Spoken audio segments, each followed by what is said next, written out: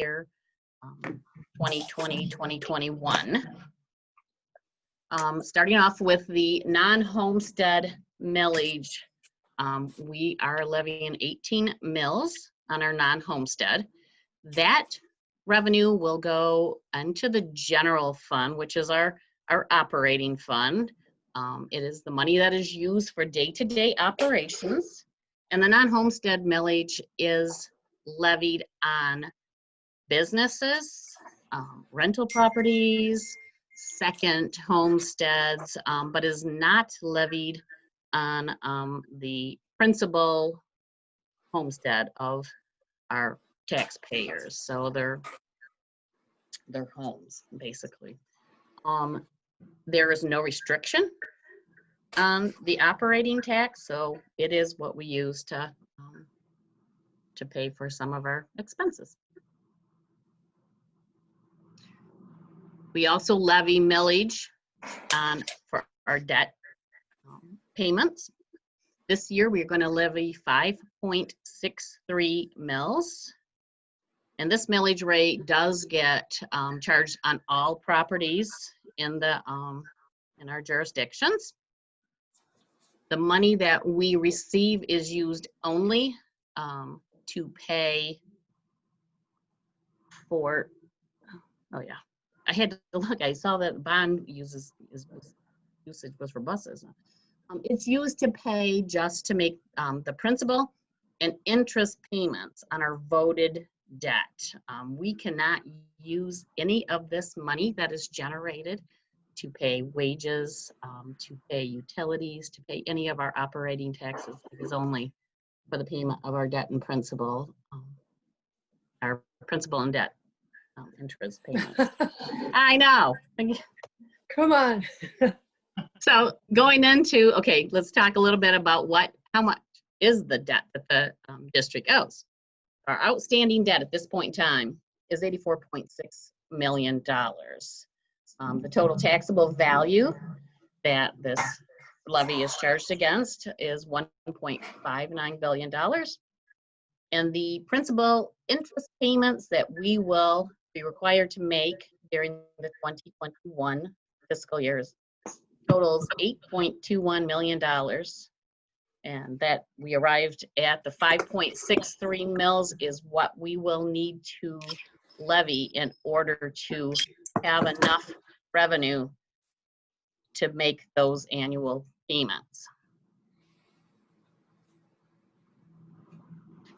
Just a little slide kind of shows our debt millage history, how it had gone down for several years to 4.19 mills. And then, needless to say, it went up to 5.63. That was the result of the bonds that were approved by the taxpayers in November of 2018. And as you can see, the debt millage did not change from last year to this year. But taking those numbers, putting it into a chart, comparing us to other school districts in this area, you'll see that we are still the third lowest on our debt millage rate. So even though we levied we passed a very large bond, we still have a very low debt millage rate that we charge to our taxpayers. And a lot of that is, though, too, Nancy, I think it's important to point out that's because we pay down our debt. We're not one of the districts that's gone into the bond loan fund where they just pay down the interest and not on the principal. We actually pay down our debt. Correct. Back at the previous slide where I said that our debt was, $84 million. 60 million of it was what we just recently added. So we had very low debt payments prior to passing this last bond. Which is a great point Kim brings up. If we ever did borrow in that program, the minimum levy you have to assess is 7 mills. So you'll see a lot of these districts on this chart are at a flat rate of 7 because they're likely in the program. correct. Yes, they are.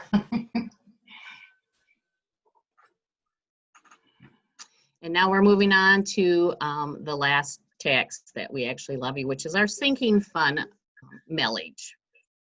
We are going to levy 0.7944 mils this year.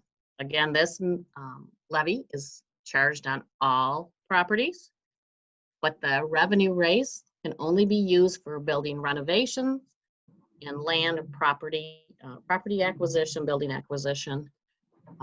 We have a lot of restrictions on this fund. Cannot use it for the purchase of buses, technology, or day-to-day operations. Now, Department of Treasury did change some of those restrictions. They don't apply to the Grand Ledge Public Schools levy. Those that removal of those restrictions happened after we had passed this particular levy by the voters back in 2011, I do believe. Mhm. And so until we go back out at some point in time, we cannot use, still cannot use the sinking fund on the buses and technology.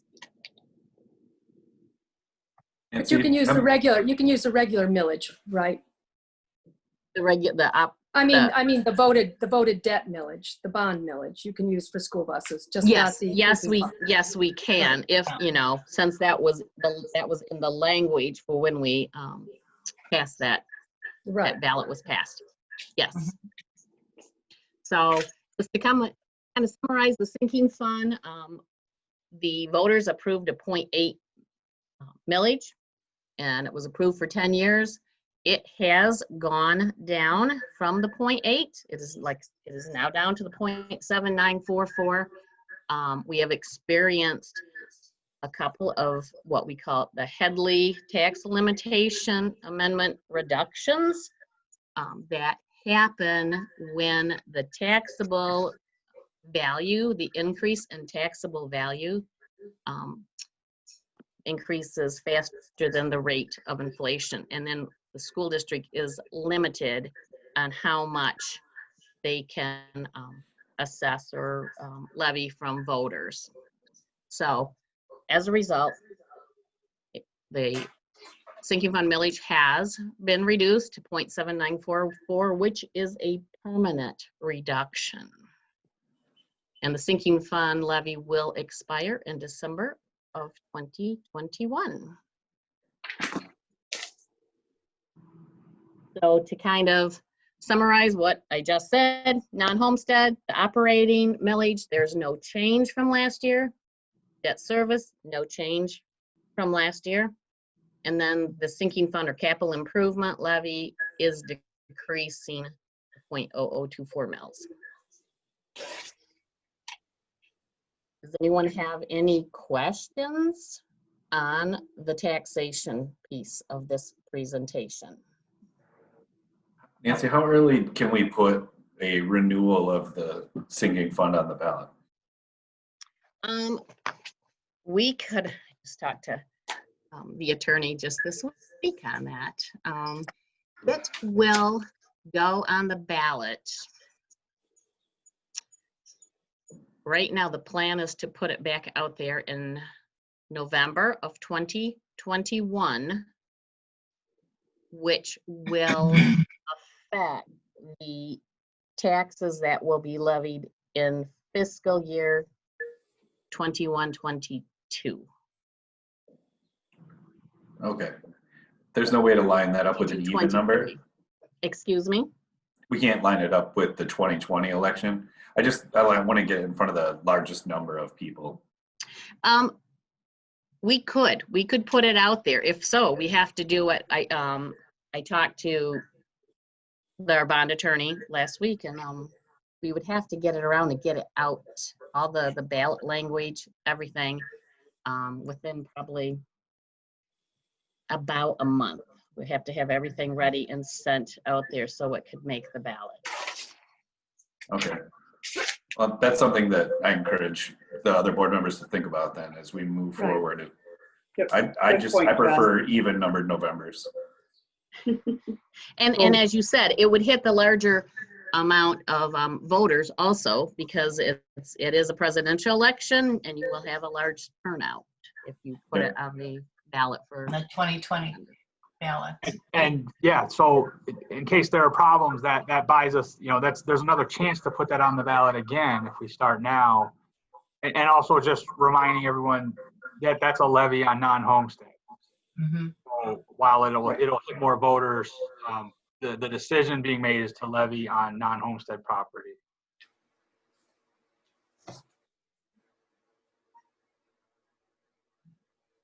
Good idea, John. Mhm. No other questions? Okay, I'm going to move on into truth and budgeting hearing. Ready to cry.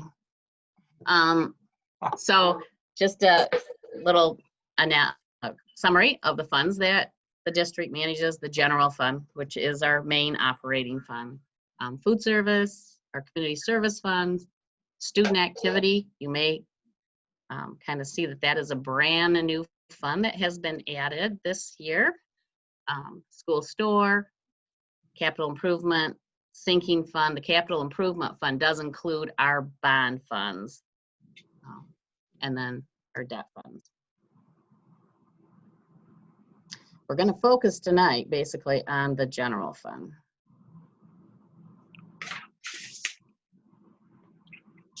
So, as we all realize that COVID-19, or the pandemic, resulted in a major downturn in the Michigan economic picture when businesses were closed or pretty much shut down. The state held a revenue consensus conference on May 15th of 2020. It revealed that the state's general fund revenues for fiscal year 1920, the current fiscal year, are down about $1.9 billion. The school aid fund revenues are down approximately $1.1 billion from the January projections. So in order to eliminate this deficit in the fund balance in the school aid fund, a $650 per pupil proration has been basically presented, recommended. It's something we are told to watch out for. It could happen that a $650 per pupil would result in evening out or wiping out that $1.1 billion deficit in the school aid fund. School and the state cannot end with a negative fund balance, so they have to do something to erase that deficit. So what does that mean for Grand Ledge schools if in June 22nd we have a $650 per pupil loss of revenue? It would reduce our state aid revenue down about $3.4 million. I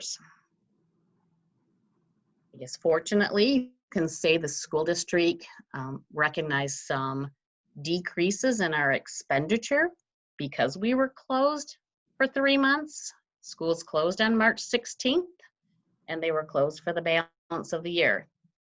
So we had reduced expenditures and supplies, transportation costs, utilities. So some of those savings have helped us to reduce that large revenue loss if and when that projection does hit. So we're estimating that our final revenues are going to go down to $53,846,000.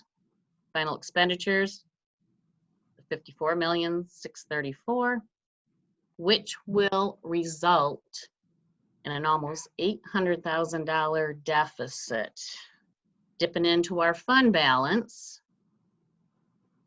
and leaving us with a balance of $5.8 million, and our fund balance takes us down to a 10.7% fund balance. We were at a 12.29 at the beginning of the year, so we have taken a little, nice little Nancy, hit. You say that the ending fund balance is 5.8, No. but 5.8 million. but that's June 30, 2019, or is it 2019? It's supposed to be 20. Yep, that one should Okay. have been, that should say 20, yes. Okay, because I was So that looking for is, the, that is the projected fund balance in next week, Okay. basically. okay. Yes, yes. So thank you for catching that one.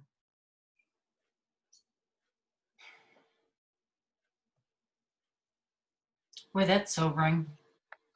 It's very sobering. Well, except that you managed to, in the last few months or through the year, absorb most of that cut, that $3.4 million cut. So Yes. it's been a Yes. remarkably weird year. Yeah, and I Yes. think that we're in a much better place than many districts due to where we had built our fund balance up to. So Definitely, much better place. So having that 12.2% fund balance going into the year really is, it's saving us, you know. right.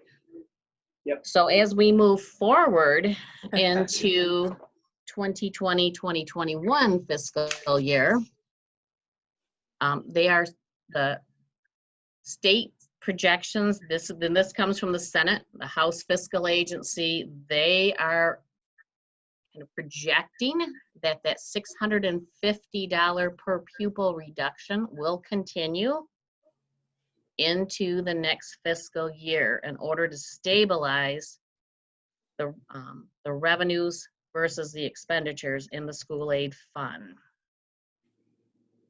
Now, the House and Senate have a deadline to present their budgets to the governor by June 30th each year, by July 1 each year. There is a bill or something in the state, in downtown Lansing, asking to have an extension of that deadline because they will not know what our revenues and expenses are at this point in time until they get some money in from some of the businesses starting to come back on And line. Nancy, quick Mhm. question for you. Is that due to the state pushing back tax dates, when taxes were due? That's part, yes, that's part of it, collecting, moving the tax deadline forward. It's also like the revenues were down.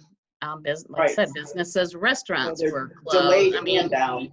businesses were basically at a standstill, and therefore all the revenues have fallen. I mean, our unemployment went up, so our unemployment taxes or our income taxes are down. It's Right. Yep. just kind of felt across the board this year.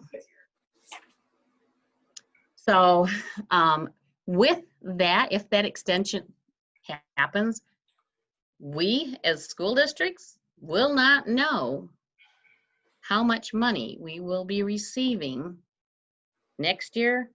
We will not know if we are going to get that proration for the current year. So these numbers are based on knowledge that we have right now. Just knowing where the general fund balance was at and the school aid fund balance was at, and knowing that we have a lot of ground to make up to balance those two funds out by the end of the state fiscal year in on September 30th.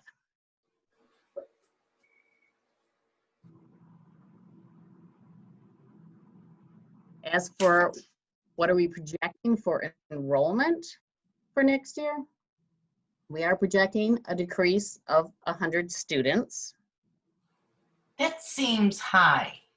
And most of this also is, COVID. we don't know if parents are going to feel comfortable Right. having their kids come back to school face to face with the pandemic. Where are we going to be at in September? We don't know yet. This is all an unknown to all of us. So, and Okay. that is why we are projecting 100 students. That is a lot more than we normally Right. project. It also takes into account the fact that enrollment forecasts across the state of Michigan are continuing to show a decline in the K-12 schools. So between the two, between COVID-19, the decline of public school enrollment, we are projecting to be down 100 students. Okay. You know, Thanks. it's, you have to go with the best, with the most knowledge you have at this point in time. So, Right. which isn't a lot right now. So to summarize the revenue, so the base revenue is what we did from this year, the 53.8. What is the change going to be? So the state aid net I have is going down $1.225 million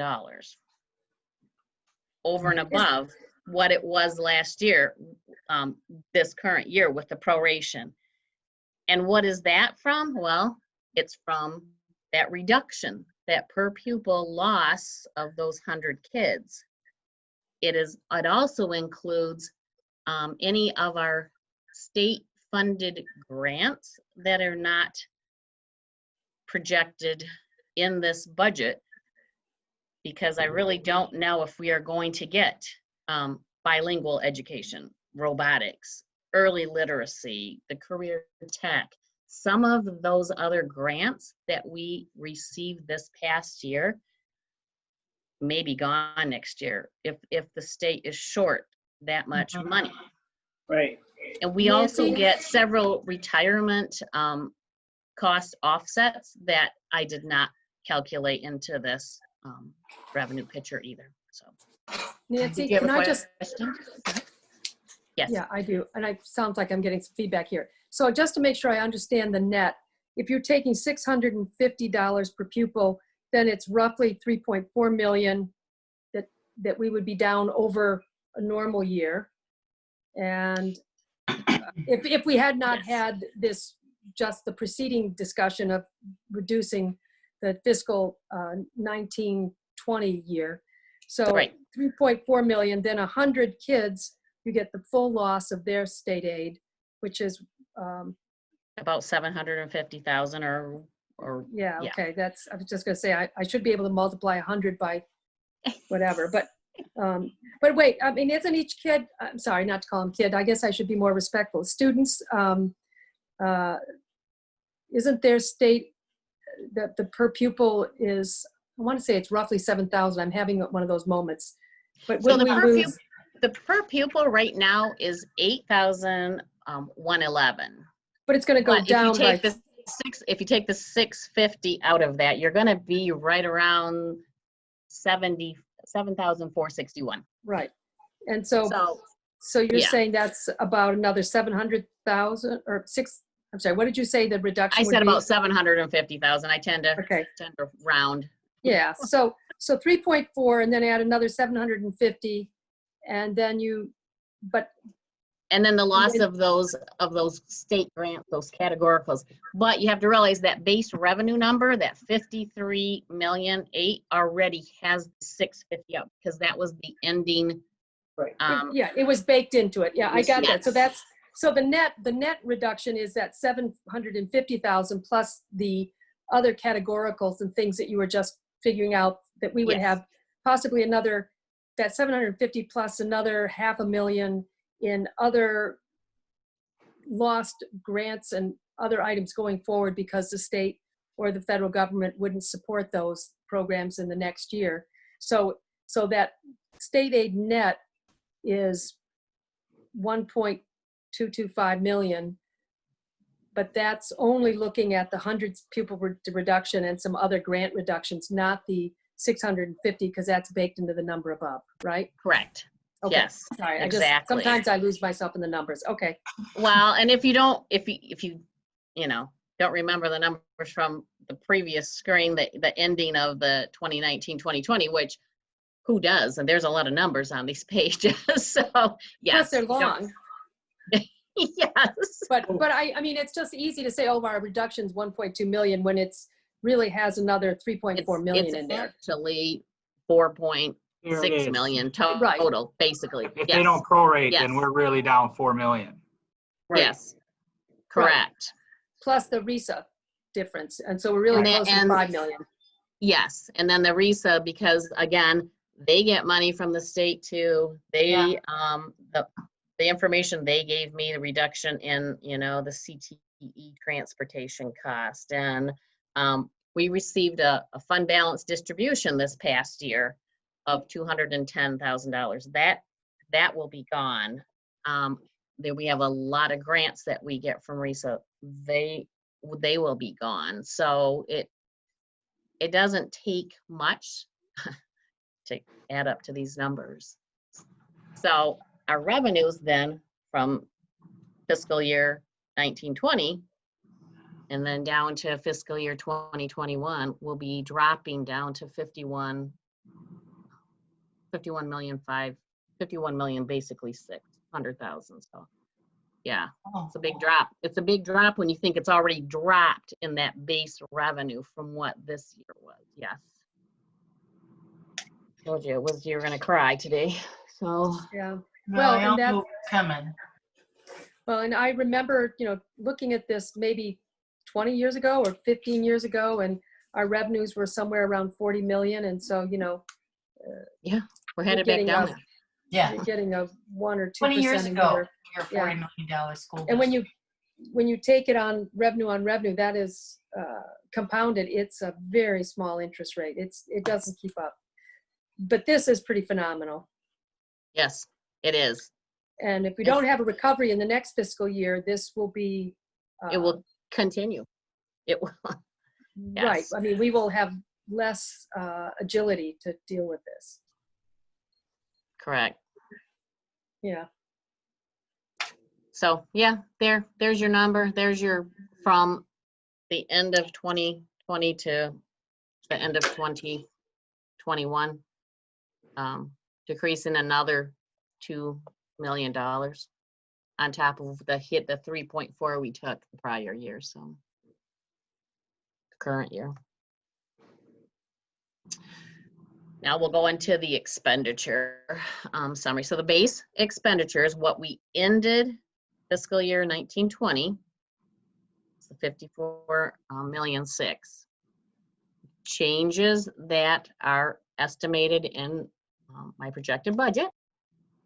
We have an increase in wages and fringes, and it's a net $200.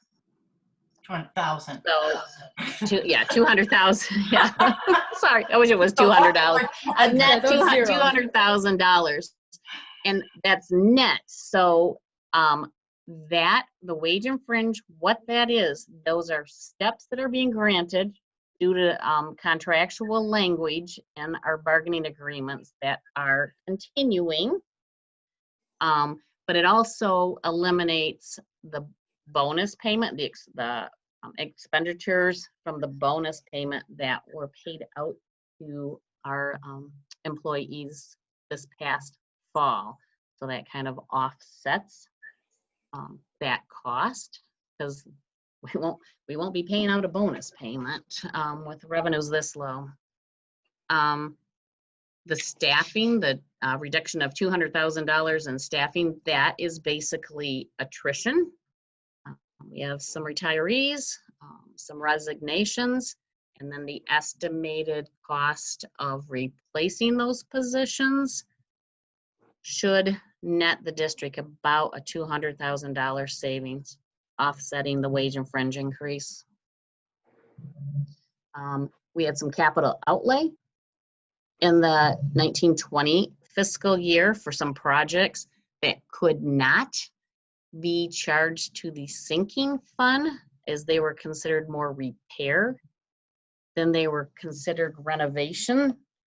And so those, needless to say, we will not have those in 2021, nor will we add any additional projects. So we'll have a reduction on that. And then some miscellaneous grants. We had taken the grant revenue out in the previous slide. So now these are the grant expenditures, some of the grant expenditures. So But that is just it doesn't look as big as the revenue that came out. A lot of the revenue on the state side there was a lot of retirement offset cost in that one, where we don't have let's say an offsetting retirement. We're still going to have those retirement costs regardless of whether we get an offset from the state of Michigan in revenue to kind of help us out. right. So those costs will But I'm looking at maintain. that and just seeing such a limited, that's a net $300,000 adjustment. Yes. It's as a former CFO, Ed Granledge would have said, that's decimal dust in Yeah. a $54 million budget. It kind of shows the sort of the inflexibility of when you've got to educate students. I mean, there's not a lot of wiggle room in expenditures. Now, when you think that, 82% of our budget is people, it's wages and fringes. But at the same time, we have to have teachers in the classroom to teach the children. So it's hard to reduce a body in a classroom, because then who is going to be there with those students? Going down 100 students, it's not going to be 100 students in 2 solid classrooms, so you can reduce Right. 2 teachers. They're going to be spread over various classrooms. You still have to have that teacher in that classroom. Well, and I would say that, we have a fund balance because we were conservative in prior years, and to smooth out the booms and the busts. And as a result, there's never a lot of fat to cut. Mm-mm. And this is sort of even more sobering, that there's not much fat to cut. And again, I know that because we have done a lot to protect and build the fund balance in the good years, we just hope that 2021-22 doesn't stay in the trough too long, because this shows me that we don't have a lot of ways to combat that as we go on. Correct. And you have to remember, this budget is totally built on bringing our children back to school, face-to-face instruction, using expenditures for that face-to-face instruction. We don't know at this point in time if that is how we will all come back together in the fall. I mean, will we have to do some online learning? Will we have to do a hybrid of face-to-face and online? And then what costs will those generate if we have to do that? So there's a lot of missing data here, just because, like I said, this is an unprecedented time. There's a lot of stuff we just don't know right now. Well, one of the things that I was a little concerned about is children who might have immune system fragility, or have parents or someone who lives with them who has,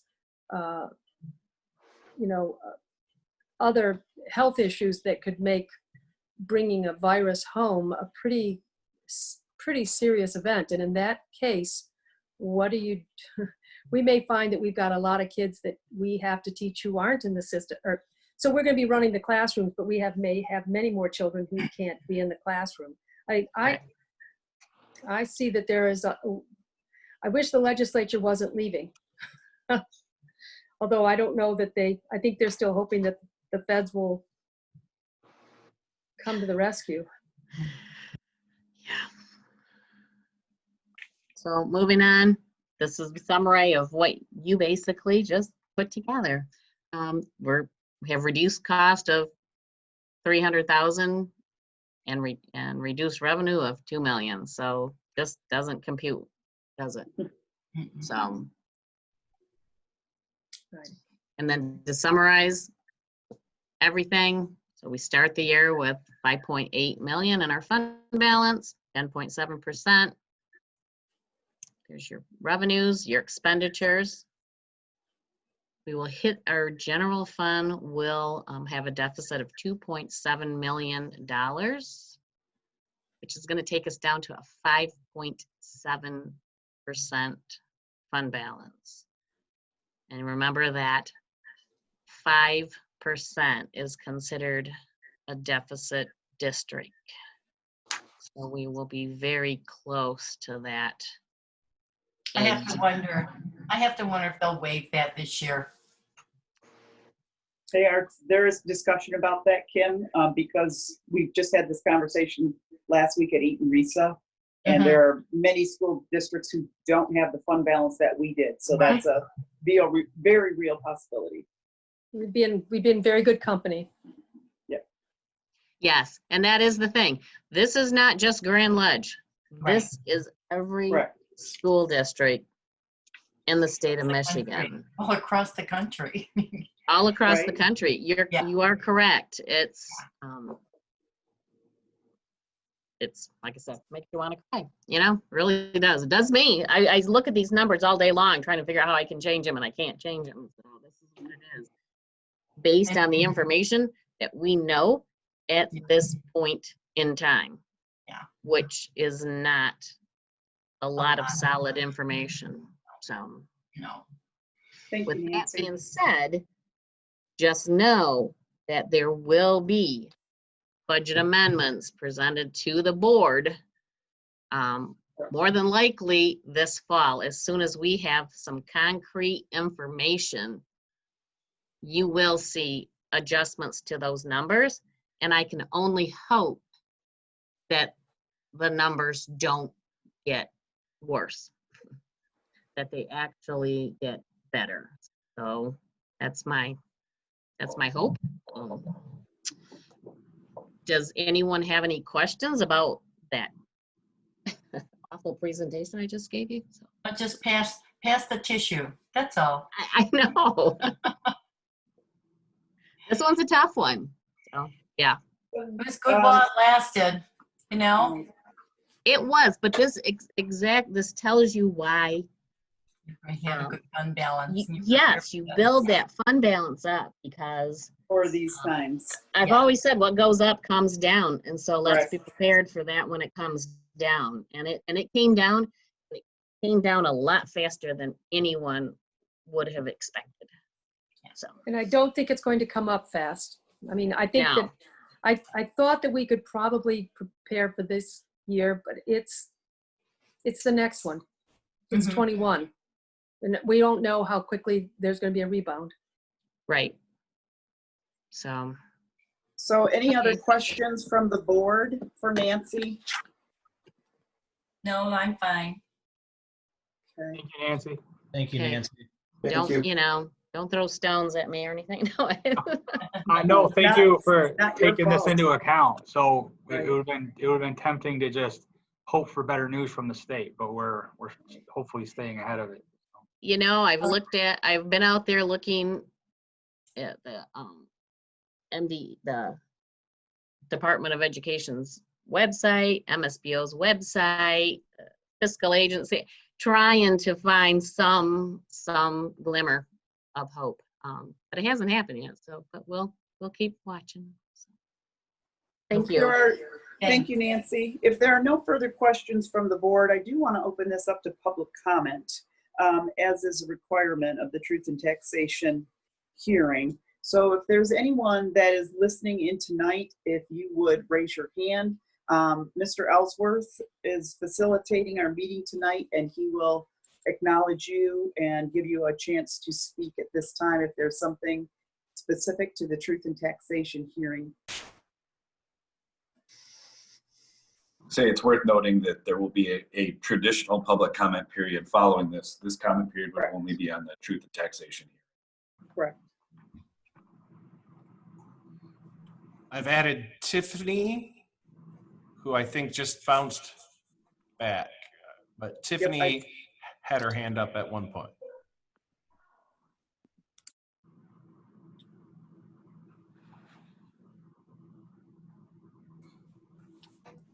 Any other hands up, Mr. Ellsworth? Yep, I've got one more, Jeremy. Okay.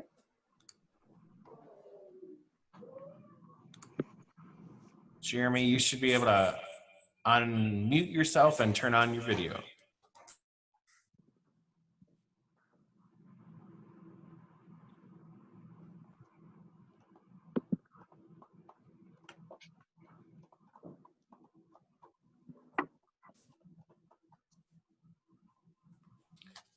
Jeremy, you should be able to unmute yourself and turn on your video.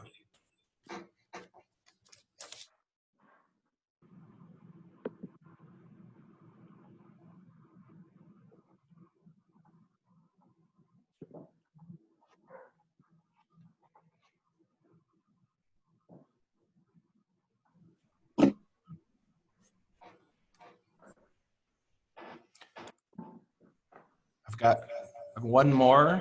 Well, let me try again.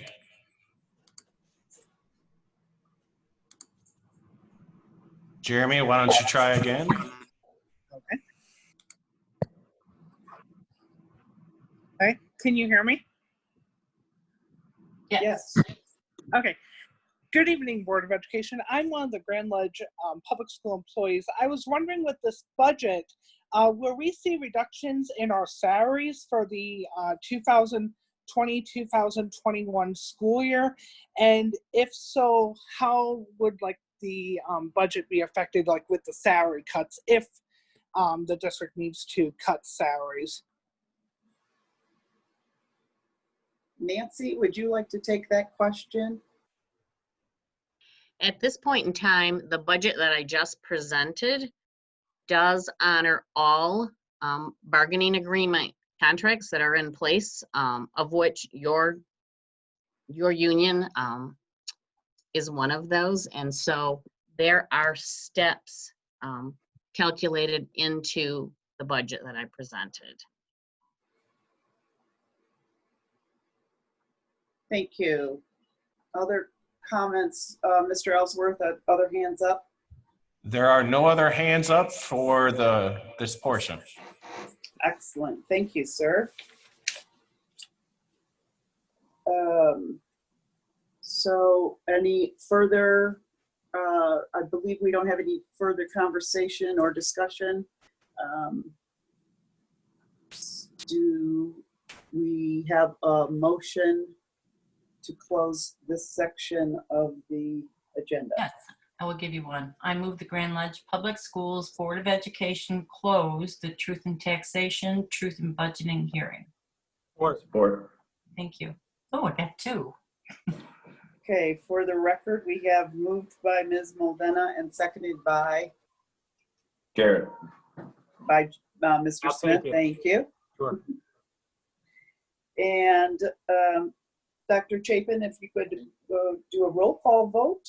Will do. Mr. McKinnon, Yes. Mrs. Mulvena, Yes. President Dufort, Yes. Mr. Smith, Yes. Mr. Shiflett, Yes. Ms. Clark Pearson, Yes. and Mr. Quina. All right.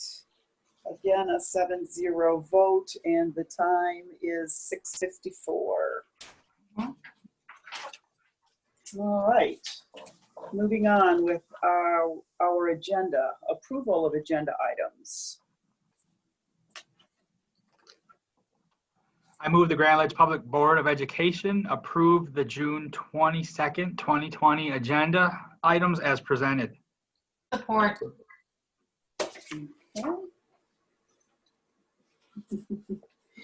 Moved and supported by Mr. Smith and Ms. Mulvena. Any discussion before we move to a vote? No, not for me. So, Go ahead, sir. Roll call That's vote. right. Yes, sir. Mrs. Mulvena, Yes. President Dufort, Yes. Mr. Smith, Yes. Mr. Shiflett. Yes. Okay. Ms. Done. Ms. Clark Pearson, Yes. Mr. Quina, Yes. and Mr. McKinnon. Yes. All right, motion passes 7-0. The next item is approval of consent agenda items.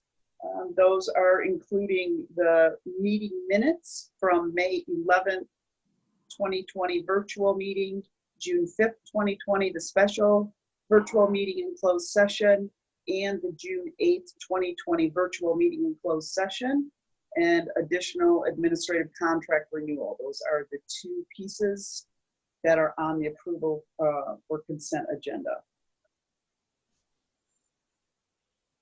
I move the Grand Ledge Public Schools Board of Education approve the June 22nd, 2020 consent agenda items as presented. Support. Moved by Mr. McKinnon, seconded by Ms. Mulvena. As far as discussion, I have two corrections that I've actually already contacted Kim Manning to make those corrections. The first one was in, both of them come in the June 8th, 2020 meeting. The first one was roll call was done by myself, as Dr. Metcalf was not on the call at that time. And the second was on page 6, misunderstanding on the part of Dr. Metcalf regarding his presence at the meeting. Any other? Wait, are we on the consent agenda? Yes. We are, yes. Yeah, just as a point of order, in the consent agenda, it is a voice vote to approve it. When you read off the items in the consent agenda, you pull an item. Any one person without a vote can pull the item to say this one can't be on it because it needs a change. So there is actually no discussion in a consent agenda, but we can sort of ignore that for now. Those are minor changes. But generally you would mention those before, and I see it says roll call vote, but it's, well, maybe I'm in the wrong one. Okay, no, that Well, one. we have to do roll call. We have to roll call for Zoom. Everything is roll call because of Oh, that's virtual. right, because we're Zoom. Right, I'm suddenly pulling that up. You're right. Yep. Forgot where I was for a second. In my own house. Okay, anything Okay, else? Are we ready for roll call vote? Dr. Chapin? Okay, roll call vote to first President Dufort, Yes. Mr. Smith. Yes. I'm sorry, were we good? Mr. Shiflett, Yes. Yes. Ms. Clark Pearson, Yes. Mr. Quina, Yes. Mr. McKinnon, Yes. and Mrs. Mulvena. Yes. Okay, Passes 7-0. Moving on to reports. So will we start reports with Capital Connections? And Mr. Smith, do you have anything to that's share with us? That's a fancy name for what's going on with the legislature and elsewhere. It's going to impact Yes, us. sir. Now, obviously, we're waiting on that exciting budget and what's going to be proposed. We're on hold, so to speak, for that update. A lot of us have heard this all relates to the budget discussion that we just had. The governor's proposal for plans to be out, or at least a map, as of June 30th, that would lay out how we might return to school in person this fall, and whether that can be carried out and then actually occur. The governor also extended the changes to the Open Meetings Act through July 31st, which means a few more awkward pledges of allegiance and motions and such via Zoom for the next month. So We'll see at what point we might all be in the same room again there.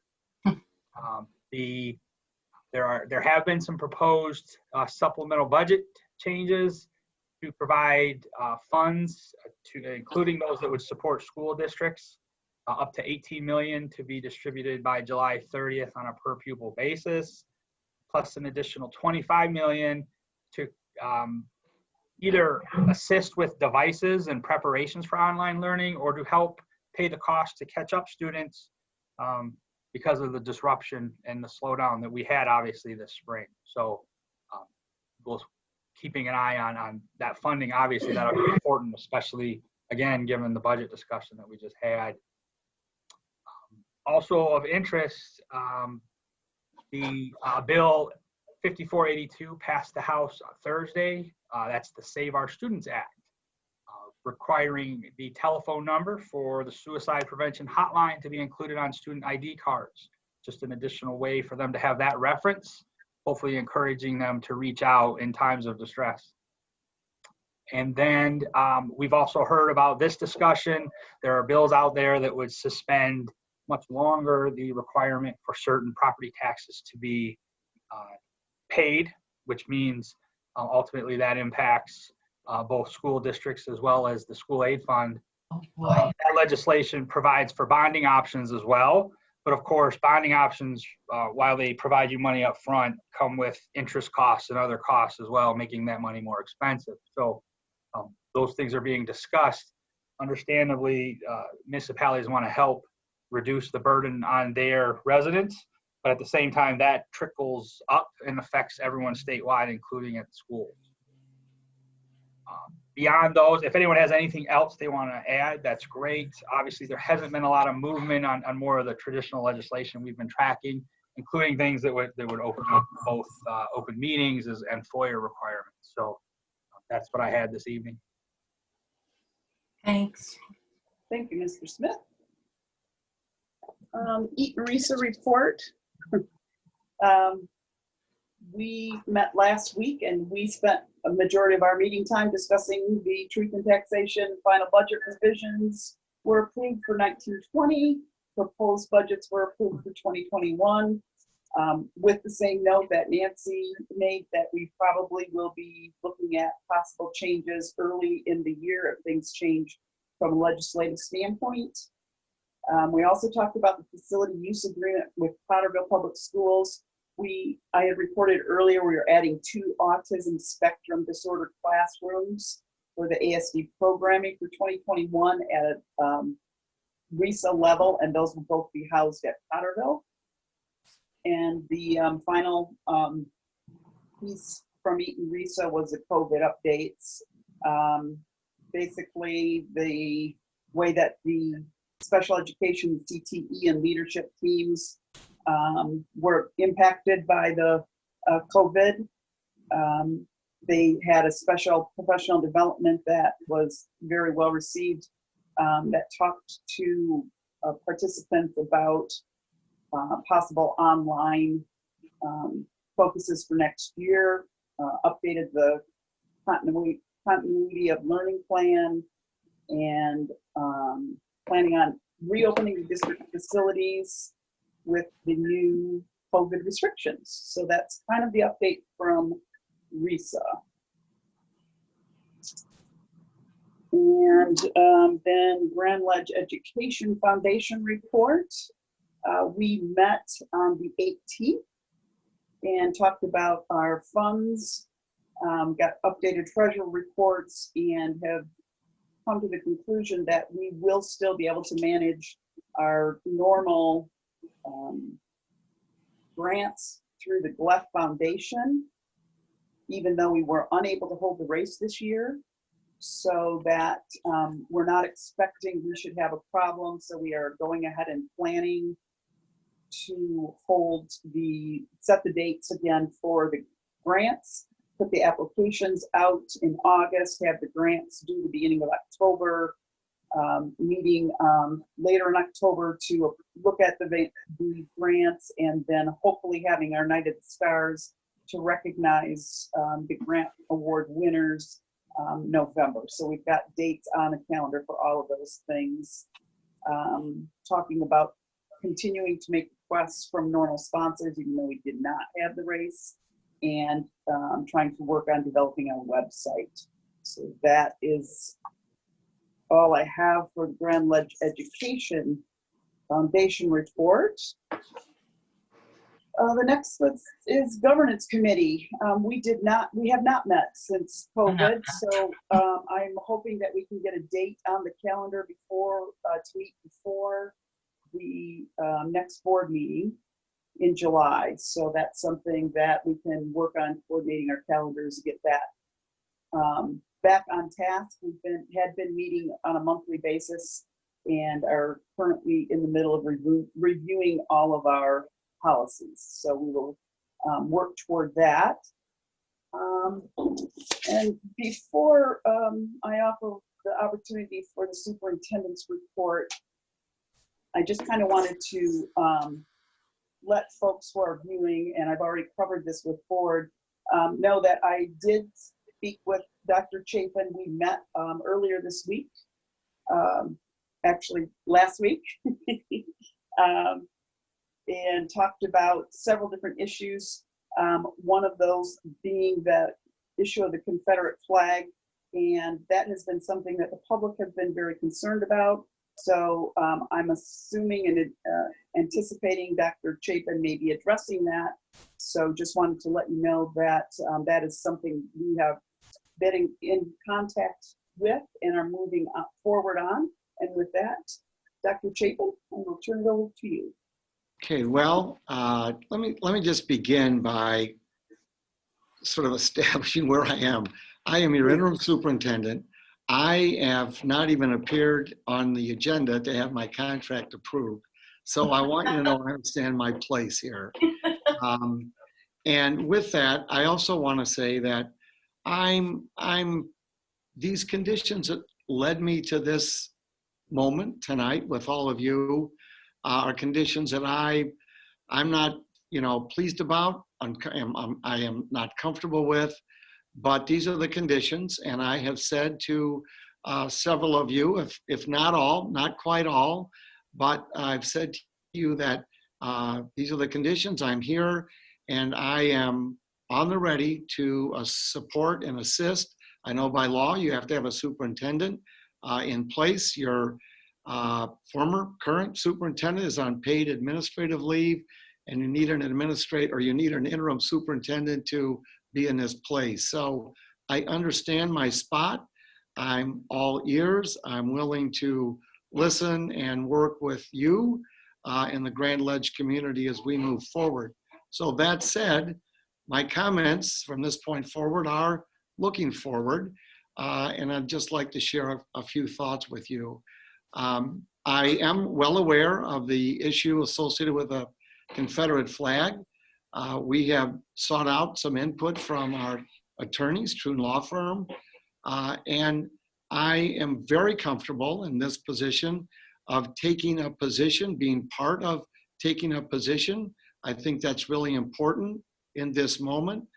We are not looking, I know this after talking with our administrative team, that we're not looking for a confrontation. We see a teachable moment. We think it's important to have this teachable moment in our public schools, in our public school classrooms right now.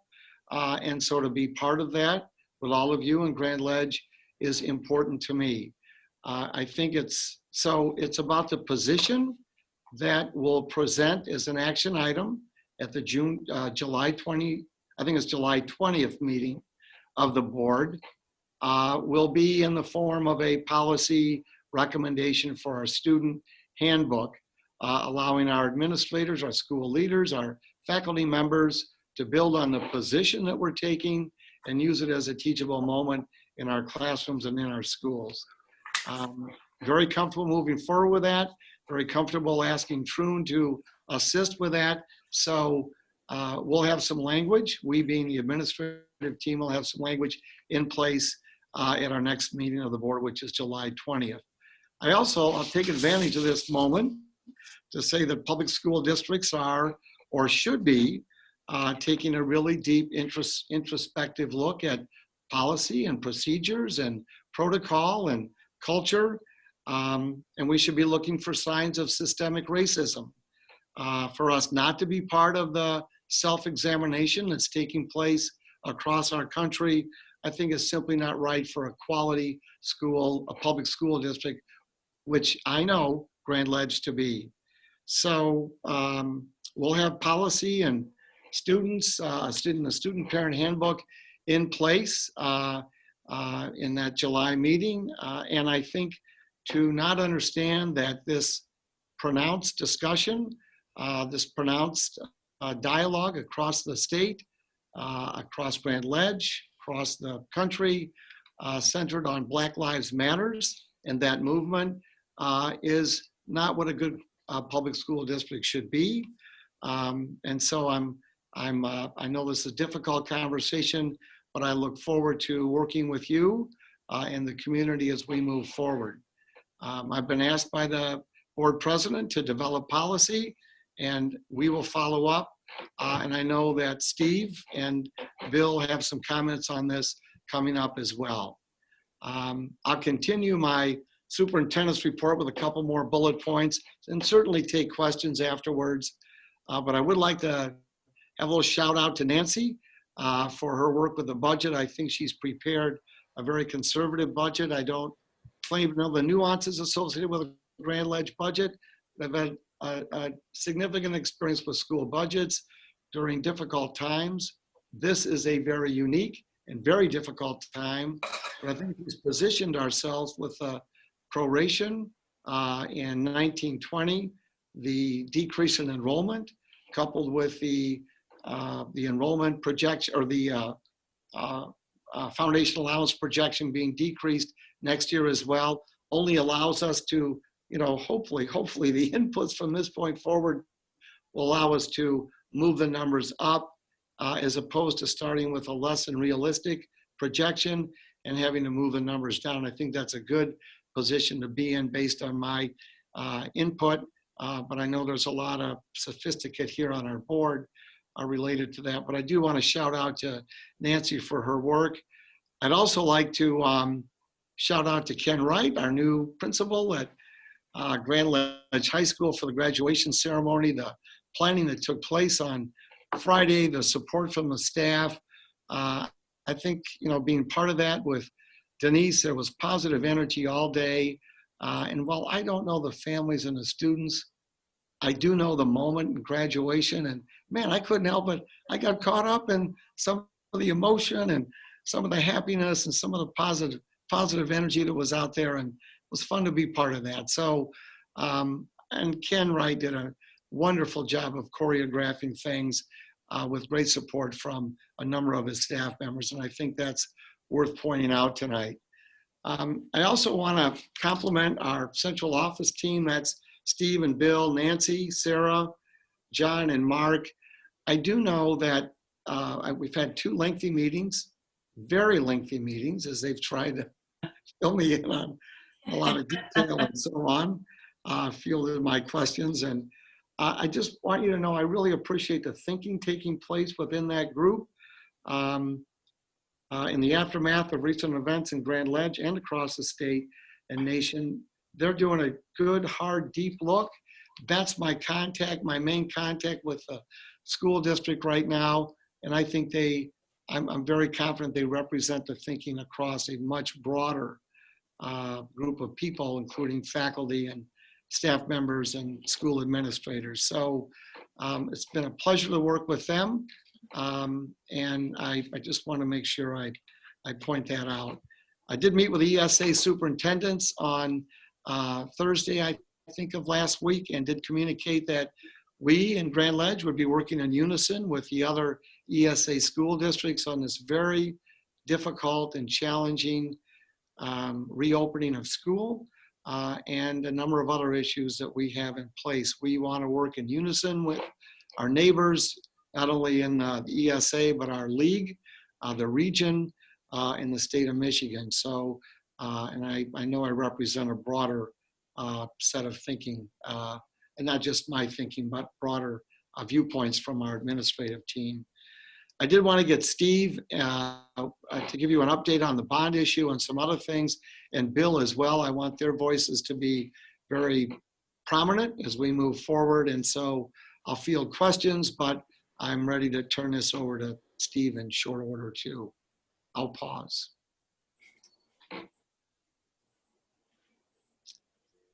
All right, Steve, please. All right, thank you, Dr. Chapin. Everyone hear me? So first of all, I do want to give an update on the construction and the bond proposal as it is going currently in the district health. Address a couple things that Dr. Chapin said. First, I appreciate his comments. I agree with his comments. As he said, we have, as a district, there's a lot of things we have to look at moving forward about how we can do better, looking at policy, looking at practices, looking at curriculum, et cetera. And I also want to say that I appreciate Denise's comments regarding the Confederate flag. Many of you know that for a long time I served as the high school principal here in Grand Ledge, and I can tell you it has been an issue. During that time, it has disruptions that it has caused at various periods during my time as high school principal, as well as prior to that, and also since. I think it is time that we take a look at the Confederate flag and how we can do our part to take it out of that mix and hopefully eliminate some of those issues. As I said, I think it's a long time coming. I first brought this up probably 7 or 8 years ago, the need to do this. And it is something that we, I just appreciate it. It's the right move, and I support it 100%. Having said that, I want to give you an update on the bond issue. As most people know, we are in a 10-year bond process. That 10-year bond process is broken up into 3 different phases. We are currently in the first phase of that project.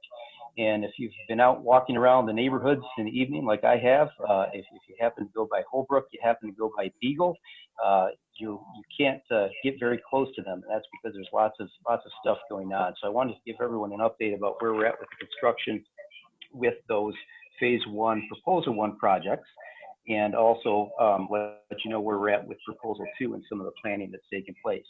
So beginning with Holbrook, there are some very obvious things. As I said, if you walked by, you may have noticed the main demolition is completed and the front portion of the building has been removed.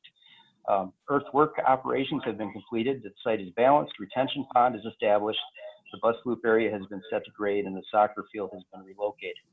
And I want to point out regarding that retention pond, we've had some great conversation with some of the neighbors.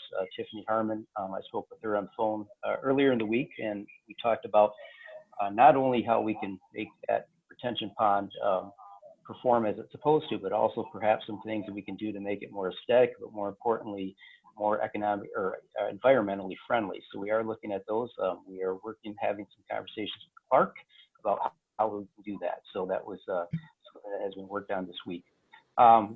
Continuing at Holbrook, we've had the site utilities installed. Foundations for the gym are about 90% completed. So very near future, we'll start to see that block work going up and the gym starting to take shape. Underground utilities at the gym are underway as well. Interior demolition in the building is complete. Mechanical, electrical, and plumbing systems are being relocated as necessary to accommodate the new construction. The classroom addition, foundations, and construction activities will begin within the next couple of weeks. And playground equipment, this is a question that has come up a few different times with both Beagle and Holbrook. Many people in the public have noticed that some of that playground equipment has been removed to make room for that construction. I do want to point out that the playground equipment, what could be, was donated to community. In fact, Eagle Recreation, some of that equipment, both from Holbrook as well as Beagle, is being repurposed. I believe out at Eagle Park is the plan for that. The flagpole at Holbrook has also been donated to the American Legion, so it will see another life at somewhere else in the community, which I think is great. Beagle, the site demolition work is completed. So if you've seen it, there's been a lot of dirt that has been moved, and it looks quite a bit different if you haven't seen it. Earthwork operations are being completed. Underground utilities are being installed. The building is being separated and prepped for demolition to begin this week. So if you're not familiar with the plans, a portion of the building, which would be to the north of the building, will be actually demoed and removed, separated from the building. And they've done all of the internal work that is required for that to happen. And my understanding is that demolition will actually start as early as tomorrow. Fire protection system is currently being installed and upgraded. Mechanical and electrical systems serving the new additions are being installed, and ceilings which had to be removed in order for that work to be done are being reinstalled beginning in 2 weeks. And as I already mentioned, the playground equipment for Beagle has been donated as well.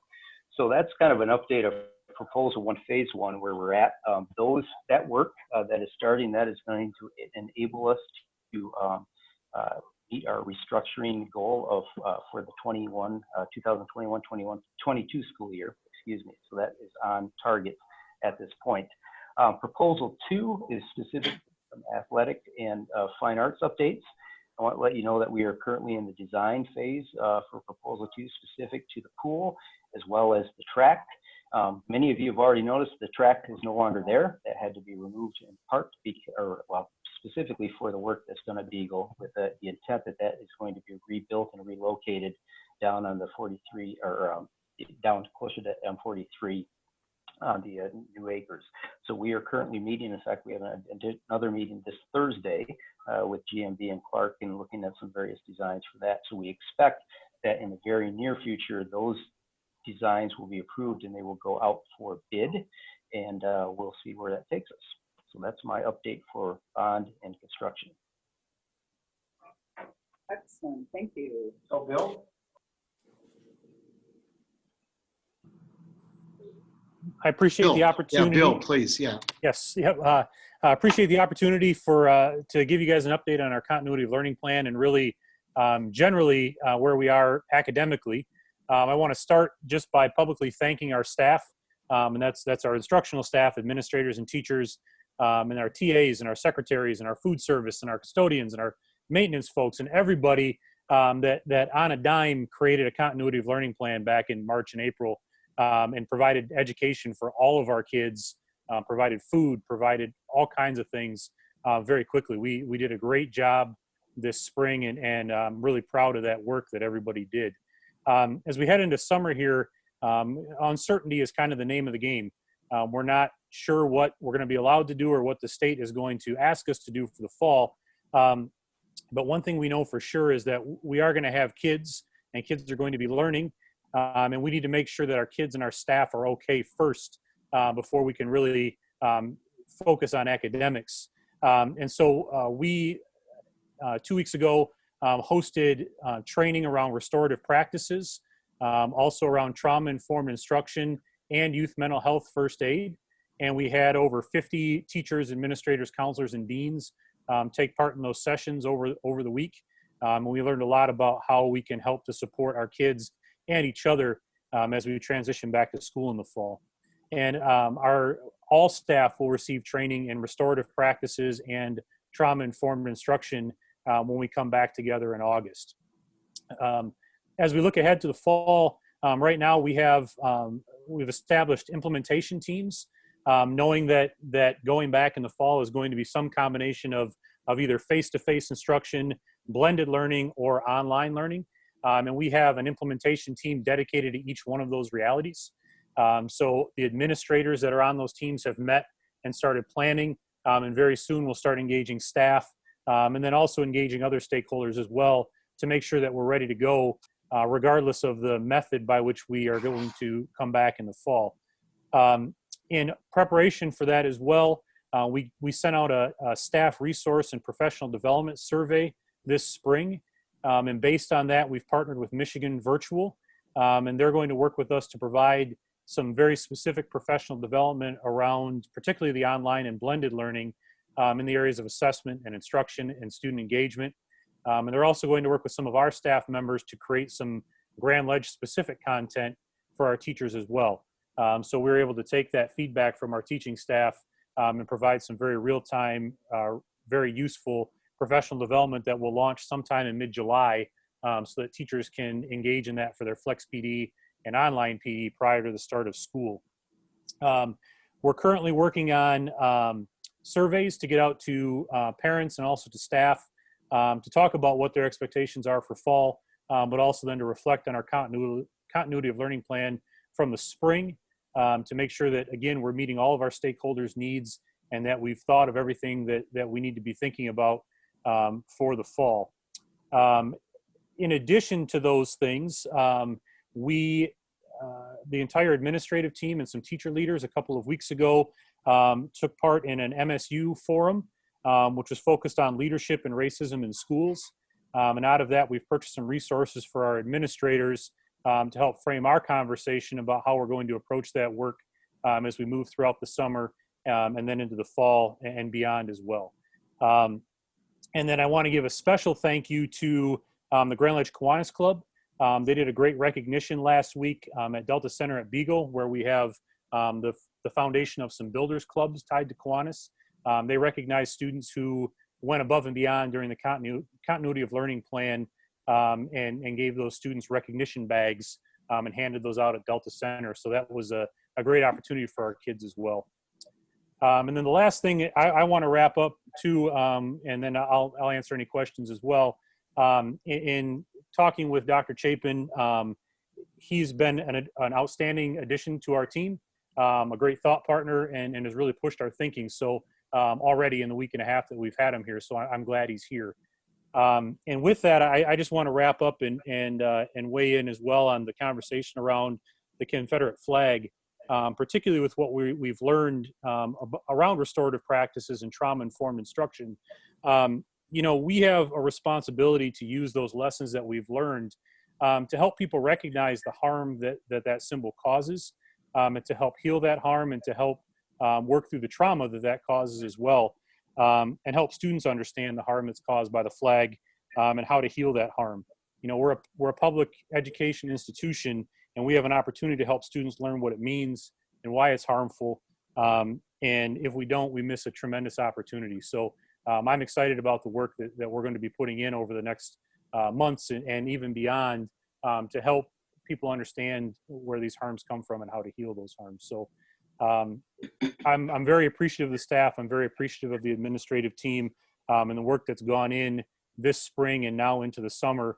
It's pretty incredible, the mountains that we've moved, and I know we've got many more in front of us, but I'm confident that this team has what it takes to make sure that we go back to school in a safe and productive and healthy way in the fall. Well, thank you. Thank you. Any Thank you. questions? Any board members? I know there's been a great amount of to put on the whole district, the whole teaching community, but will there be any summer startup programs for children that may have fallen behind? I mean, is there any way to assess that, the way learning has taken place? We received some grant funds, some early literacy grant funds to run our Comic Camp program again this year. Okay. And we are currently actively planning the launch of that. So working within the guidelines that have been provided for us, both online and having kids in buildings. So we're working through the details of that, but we are fully planning on running Comic Camp again. Okay. And that's for kids kindergarten through third grade. That'll happen the first week of August, and there'll be information going out to families this week. All right. Thanks so much. Mm-hmm.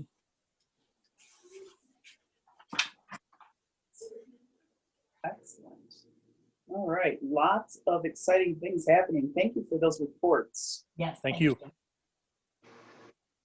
Moving on with our agenda, public comment on non-agenda items. So Mr. Ellsworth, if you would acknowledge any hands of any members from the community who would like to address the board and any non-agenda items, this would be the time for that. Okay. President Ford. Before we get too far, I'm going to go ahead and read the rules. Oh, thank you. Persons may address the board for up to 3 minutes in the comment segments of the meeting. Individuals representing a group present at the meeting will be allotted additional time. When addressing the board, please come to these are pre-COVID, but please come to the podium or raise your hand, introduce yourself with your name and address. Follow-up can be provided if necessary. Board meetings are constructed to conduct the necessary business of the board while allowing time for the public to express concerns and opinions. Out of respect for board members, students, and staff, you'll be interrupted if you personally attack a board member or district employee on issues unrelated to their job performance. Mention a student's name when discussing behavior or other incidents. Engage in discussion with other members of the audience. You will be reminded when you're approaching the end of your 3-minute limit so you conclude with your strongest points. The board will not respond to questions or comments during public comment, but the interim superintendent will do his best to answer questions at the end of the meeting. If immediate answers are not available, arrangements will be made to provide you with the information requested. President Dufort, Tiffany's been waiting since the beginning of the meeting. So hopefully, oh, here she comes. Excellent. Hi, I just wanted to, so first of all, my name is Tiffany Harmon. I live at 511 Schoolcraft in Grand Ledge. My property butts up to the Holbrook property.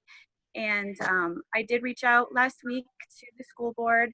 And I just wanted to personally thank Mr. Gabriel, as well as Mrs. Dufort in regards to the rain garden.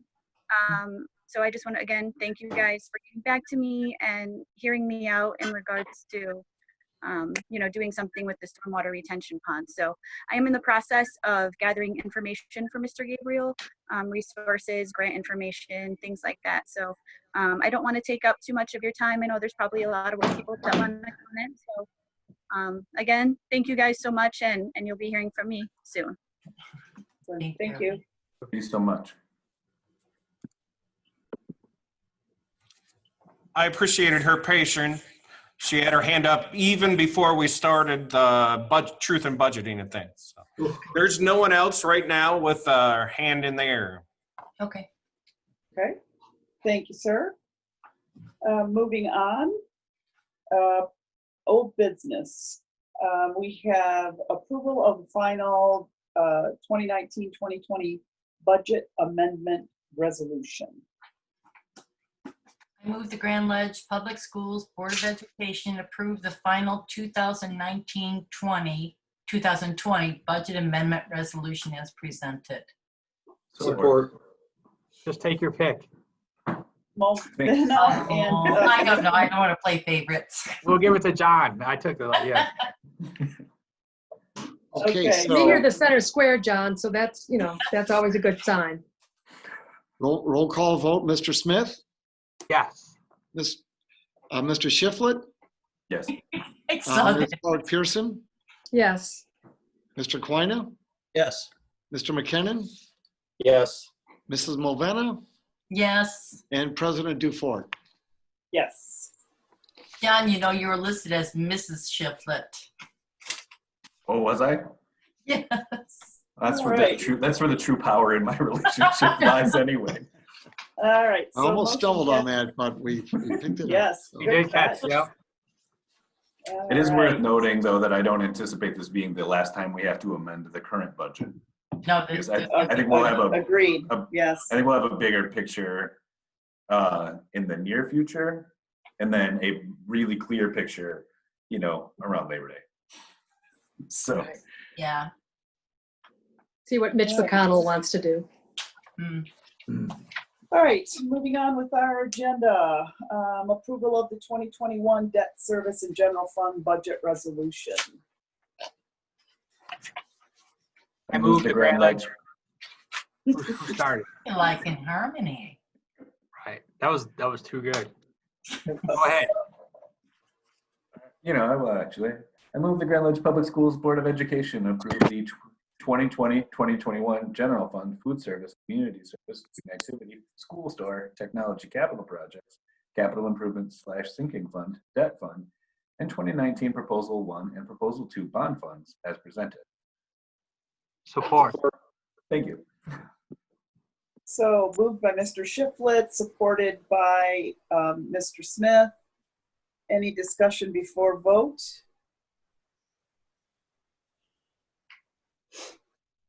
Dr. Chapin? Okay, roll call. Mr. Shiflett, Yes. Ms. Clark Pearson, Yes. Mr. Quina, Yes. Mr. McKinnon, Yes. Mrs. Mulvena, Yes. President Dufort, Yes. And Mr. Smith. Yes. Very good. Motion passes 7-0. Moving on to new business. Approval of the 2021 MHSAA membership resolution. I move the Grand Ledge Public Schools Board of Education approve the 2020-2021 Michigan High School Athletic Association membership resolution as presented. Support. Moved by Mr. McKinnon, supported by Mr. Smith. Any discussion before calling for the roll call vote? Just that every year I complain about the fact that we have to pay to be a part of a group so that our students can participate in athletic events against other students. I mean, I understand, but it feels like, I don't know, what do we really get from MHSAA other than a chance for our kids to do something they probably would just do without it? I don't know. Well, This one, for some reason, this one bothers me every year. I would agree with you. I would agree with you, Don. I looked at that quite a few years ago and discovered that if we don't sign it, we can't participate in conferences and all the other things that state meets. So, you know, I get it. It kind of rankles, but they do set the rules. So we gotta So they pay to set the play, I rules, guess. charge us money to participate in a thing that we can't. Well, by the way, I've always, not to open this too widely, but I've always been rankles a little bit that students pay to get into student sports. I mean, I get maybe other people, but it seems like, you know, they're in the school. It seems like it's their classmates. It's that one's always been a little strange to me. That's all the discussion I So had. maybe I we'll just hear wanted from to people now that complain. I've said it. Yeah. You All right. want to put your email address up there, Sarah? Yeah, exactly.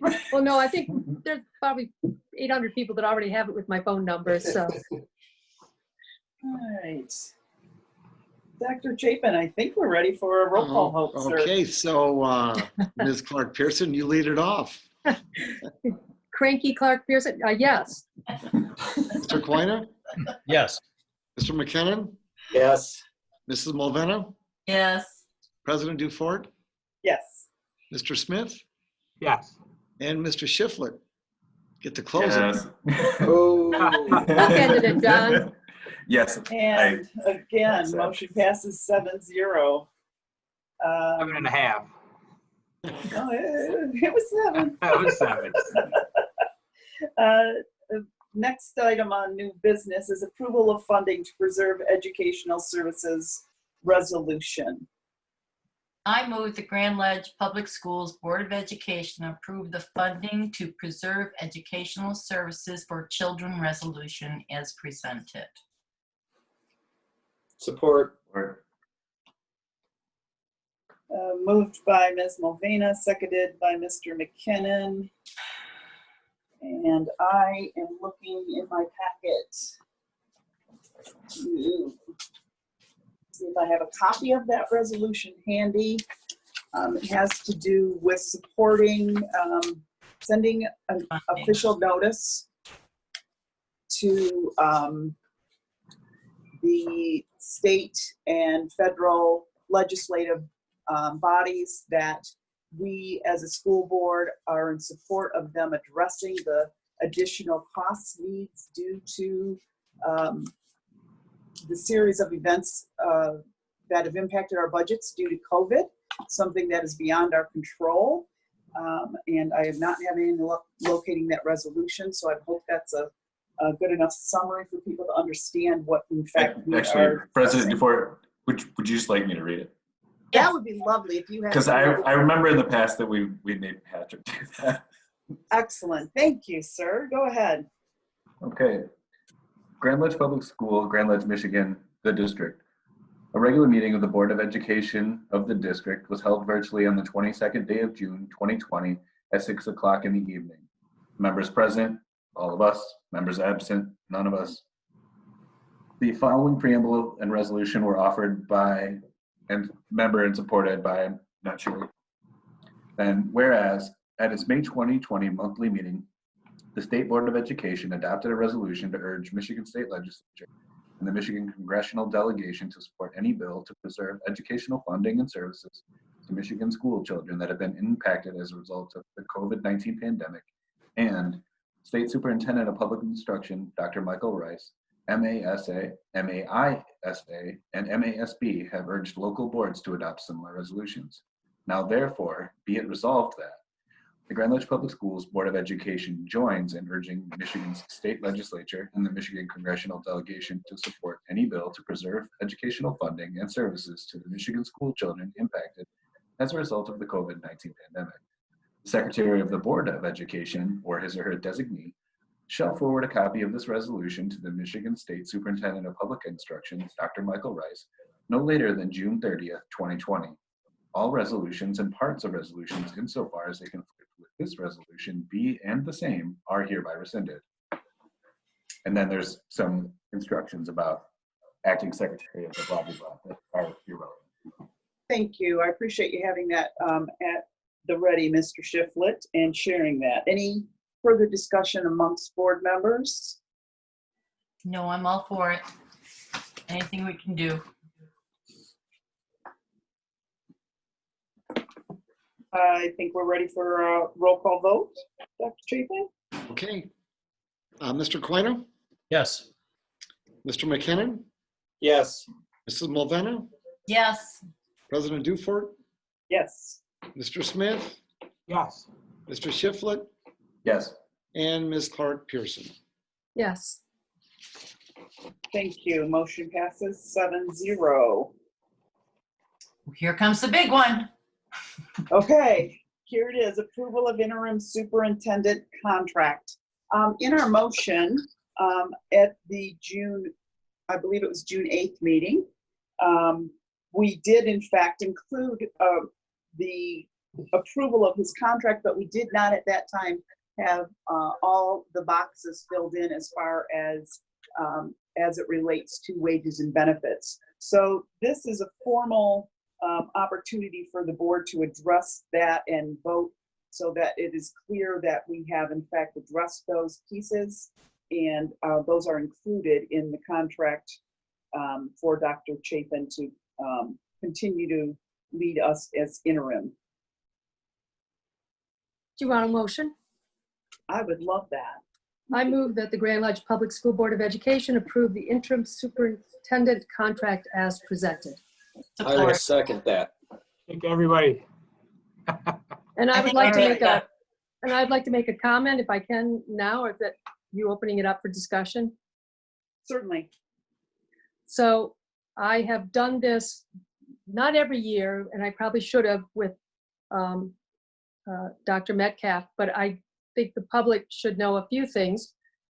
First of all, this contract can go up to a year, but it can be terminated at any time because we are still in an interim period where Dr. Metcalf still has a due process hearing.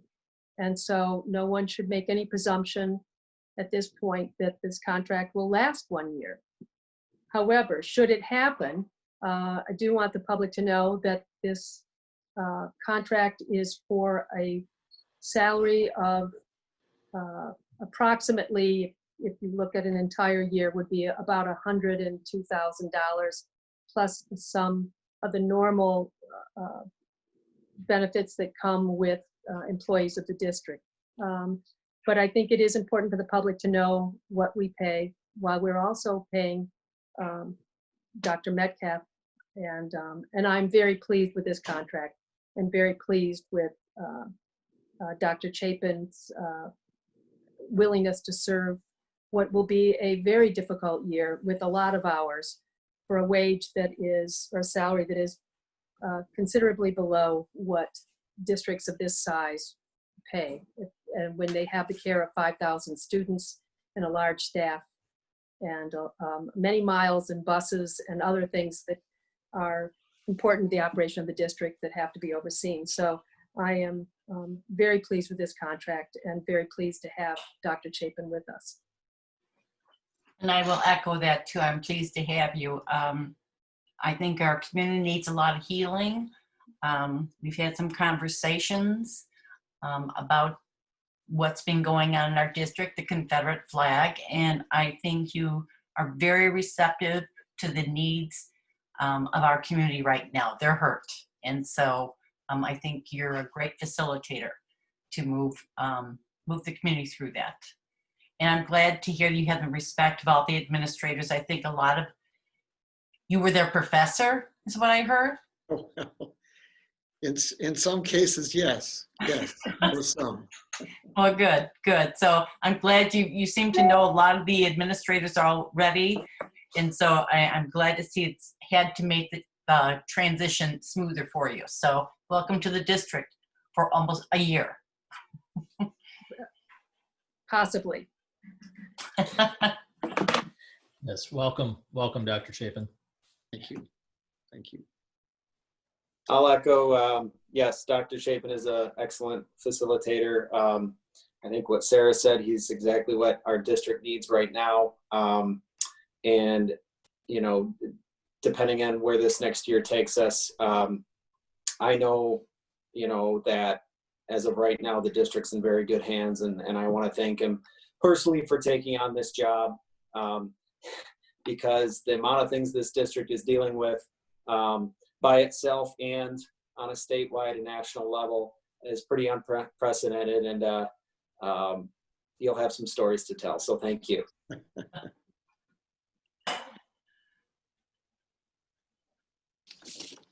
I would also just like to say that having just met Dr. Chapin recently in person after a few phone calls, we met for several hours last week to go over some just general information about the district, and we spent many hours together at the graduation ceremony. So I feel like we've gotten off to a good start. Lots of interesting stories already and experiences, and I agree with the other comments. We're in good hands and ready to move forward. Any other board comments? Are we ready for a roll call vote?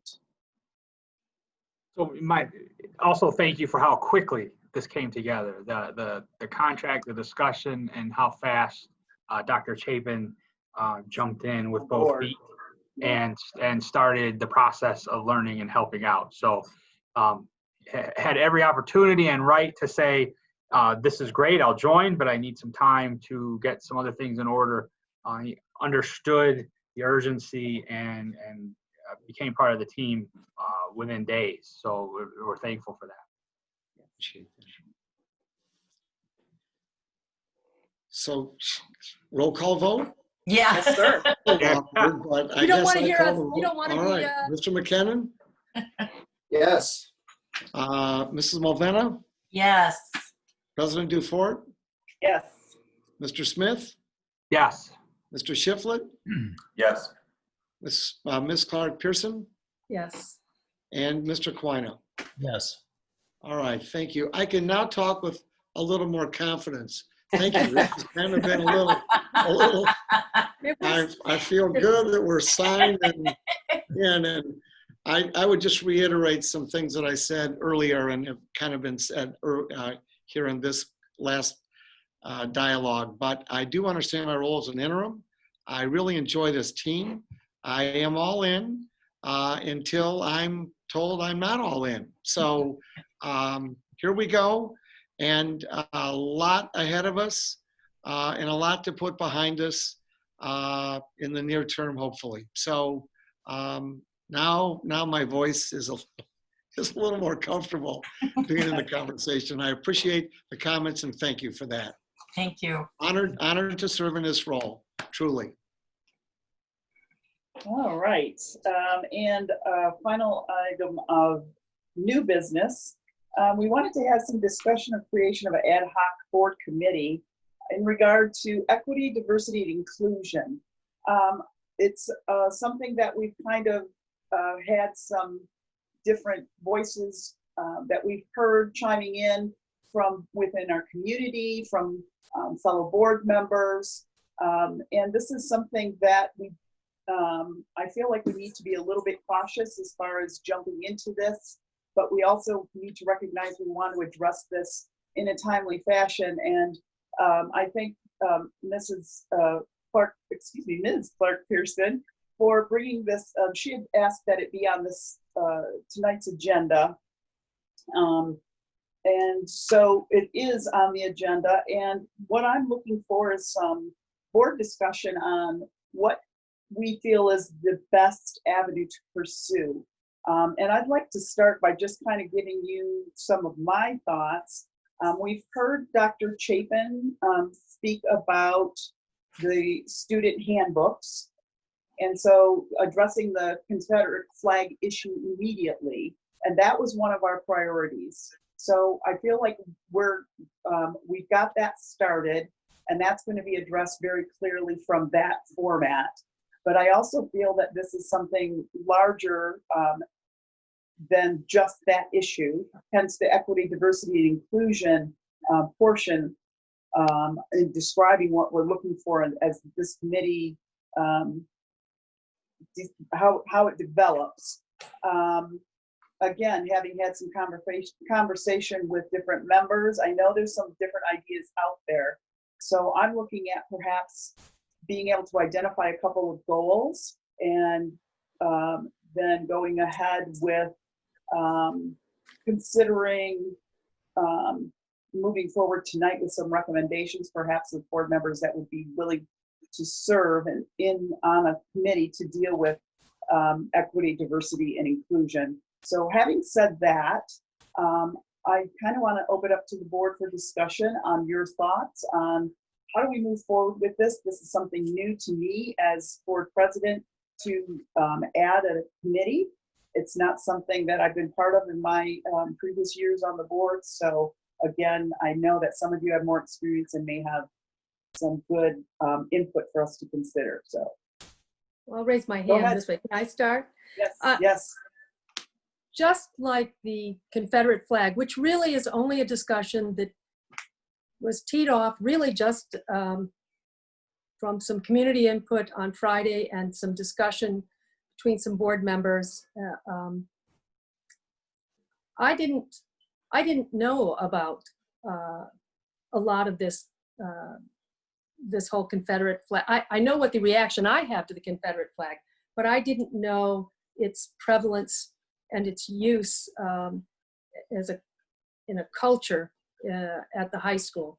I knew about it from the middle school, and I talked to the parents when it was done in what I thought was an insensitive way in a classroom, and I talked to some of the parents of students who were impacted by that. But I never heard it in the broader scenario. I never heard it from the staff, and I never heard it from anyone. And I dearly wish I had. And so the reason I'm raising that now is that in trying to figure out how to change the culture, I need it to come not just from a plan within the administration, it has to be a plan that this community is involved with. And so in planning this, it starts with a tone at the top, as we say in accounting. It starts with the board. The board also has to look at the way we operate and the way we treat people.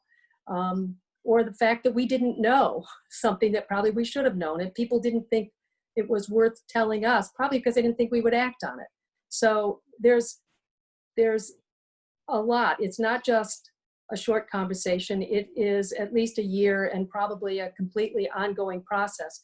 But what I sort of envisioned is that because it's a tone at the top, a board member has to be involved in the immediate early planning, and that the planning is talking to some experts and developing a committee that has people on it from the community. And it's people of color, people with disabilities, both physical and mental, students. We had a student that got 5,000 signatures because on the issue with Dr. Metcalf, because she felt moved to take action. Pardon me.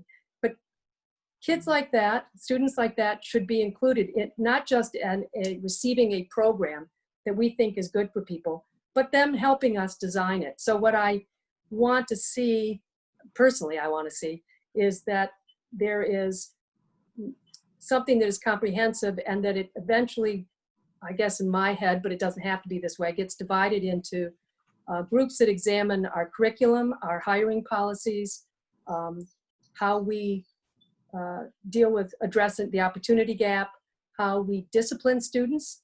I mean, we have a lot of areas where people are not intentionally trying to hurt other people, but it's that implicit, unintentional way that we treat people that tells them everything they need to know about what we really think of them.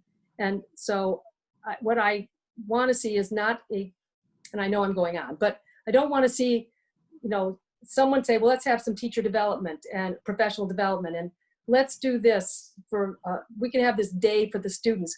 I think it's all has to be of one piece with people who help us in every phase of that curriculum, how we teach, just there's a lot to it. And so I want it to be community involved, and I want it to be comprehensive. Beyond that, I haven't got a clue how to go about this, and I don't have to be on the committee, but I know a bunch of people who would be great on it. And, Yes. And I just don't want it to be, if we're trying to change the culture shouldn't be the one telling us how to design the program. So we need the people from the outside. That's my biggest concern, is how we reach them. I have a list. Okay, excellent. I see a couple other board members. Mr. Smith, I saw your hand up earlier, and Mr. Quina. Sure, and so we're opening this as a discussion, and I liked everything Sarah had to say. Thinking how we do this, it sounds like this is almost a committee that operates a lot with guests, for lack of a better word, depending on the topic, bringing in the expertise to help us. It sounds like our goal, if we're setting a vision, is to help work with the administration to set a policy or goals in these different areas, curriculum and elsewhere, because you had a broad array of topics, and those are, and how we do that from the top down approach. I was thinking that through. The committee is really there to help report out on this, but it really takes, that committee in any given meeting could be any number of experts invited in Committee to of participate. committees. Yes, right. And then exactly. a core set of people who make sure we stay on task. Right. Mr. Quina? Thank you. I would echo what Sarah said and what Jared said, and I'll try to be briefer, but I think it needs three. That was not an offense to you, Sarah, but I think it needs three things. I think you need a cross section of community members, of a cross section of ages and backgrounds, and not just board members. It needs to be a real cross section of our community, and I think experts need to be involved. I think the committee needs teeth. I think it needs a charge. I think it needs a charge of a goal. What is the goal? It needs to have a clear goal in mind. And the third thing I think is what I would like to see is regular reporting, because I would agree with Sarah that a lot of this gets lost to us as board members. And I had some discussions with some administrators this weekend about the flag issue, and it never has risen onto my radar as a board member in my 2 years here on the board. We've never had a discussion about it as a board. We've never had even private discussions about it that I'm aware. And so if we don't have that, and why that didn't get brought up to us, I don't know. I don't know that we can go back and reinvent that wheel or understand why, but I need, as a board member, I want feedback from people to let us know in a constructive manner what we're missing, because obviously we missed something. I don't think it was intentional. I don't think anybody wanted it that way, but I think a lot of this has gotten lost in translation over the last decade, and I think decade plus. And I just think a lot of that information is not getting to us as board members. And I'm glad that it is now, because now we know that we can do something. And so I just think it needs to be a cross section of people. We need to have a clear goal, a clear charge, and regular feedback. Thank you. Mr. McKinnon, I saw your hand next, and Ms. Malvina, I see your hand after Mr. McKinnon. Go ahead, sir. Yeah, yep. So I think back to what Dr. Barnes said, having a great opportunity here, being a school district, and being an educator in a very diverse district. For a number of years, we've talked about, we are not here to punish, we're here to teach. And I think this is a great opportunity, not only to look at our students of color and embrace them more than maybe than they felt, but to educate the students that are causing some of this. So I think being able to reach out, like Dr. Barnes said, and educate our students of why this is an issue and why this is offensive. And, being able to step outside ourselves and put yourselves in someone else's shoes and understand how they feel. I think that this is, we have a really good opportunity here. I'll go ahead and volunteer, Denise, for anything with curriculum that we want to do. I'd be happy to work with Dr. Barnes. And like everyone said, we, us 7 white people can't do this. We don't have we don't have what we need. We don't have the tools. So we're going to have to ask for help from people from outside. We're going to have to ask for community members, students. We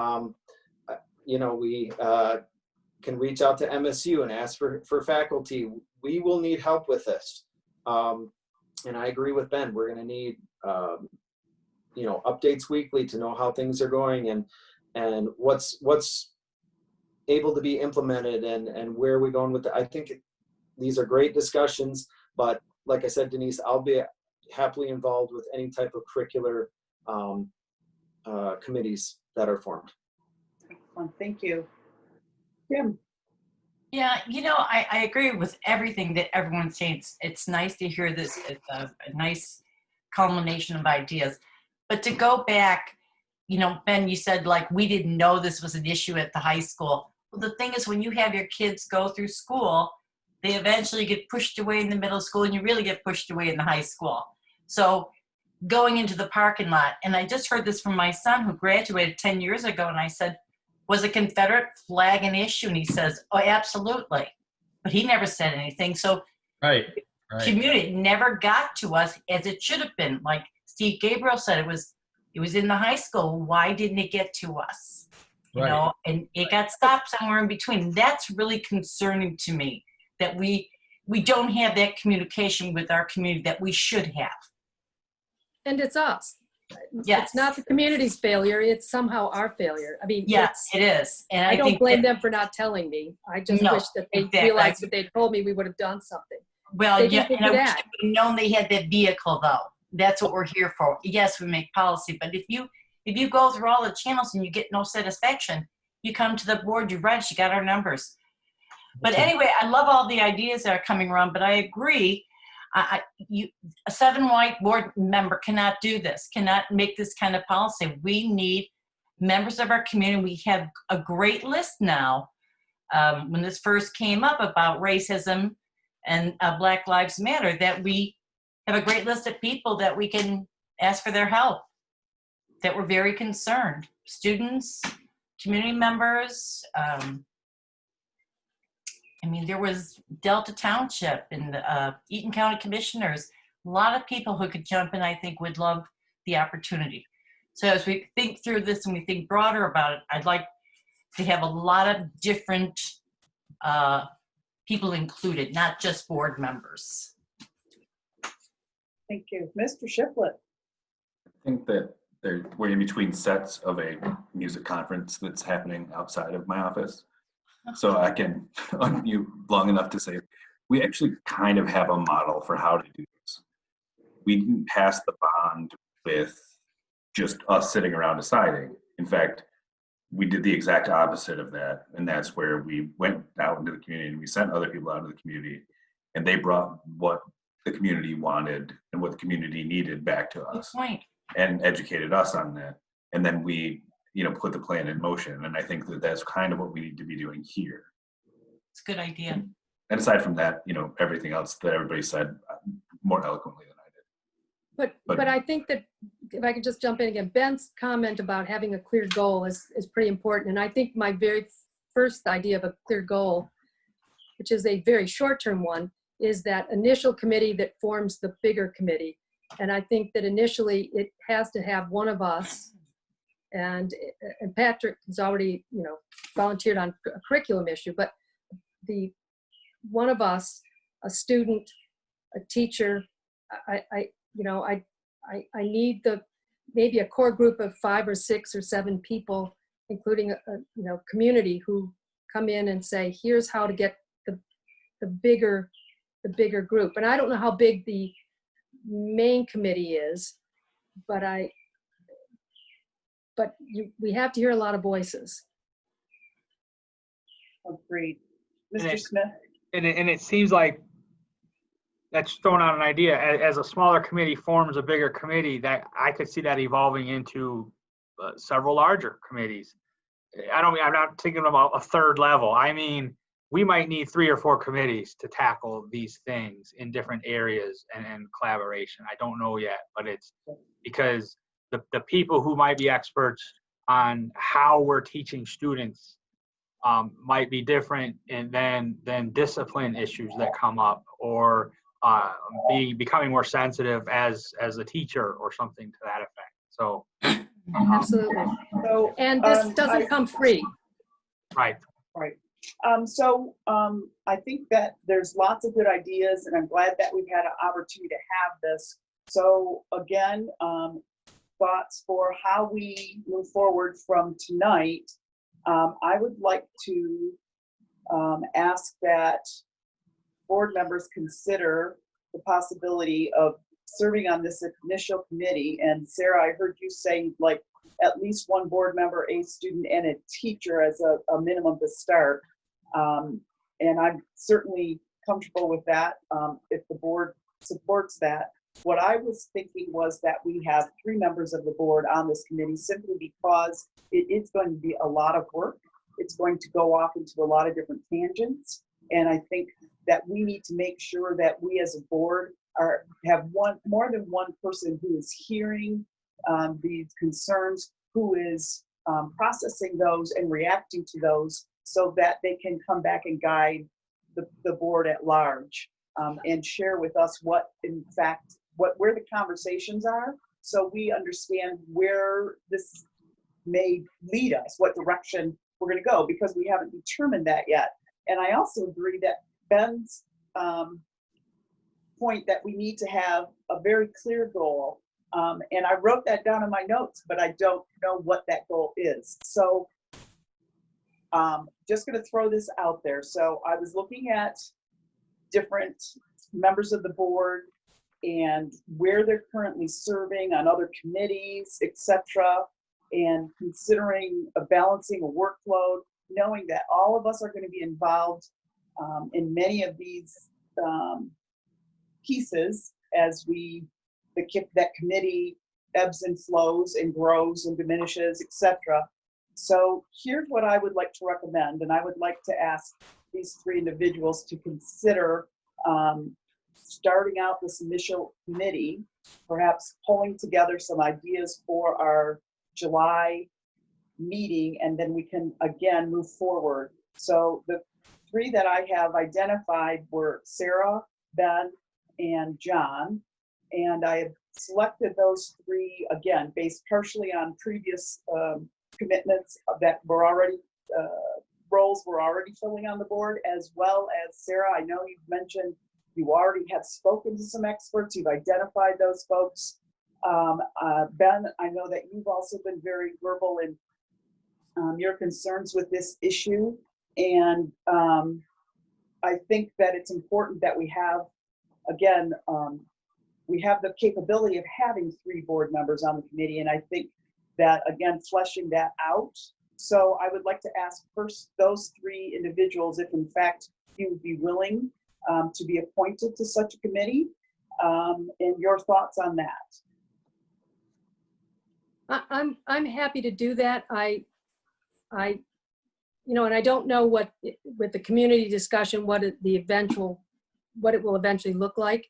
But, you know, I think because there are so many areas that there would be committees within it. And at some point, I think pretty much each board member could find an area. So, you know, Patrick in curriculum, another in hiring, another in discipline. I mean, I don't know what the areas are, but I think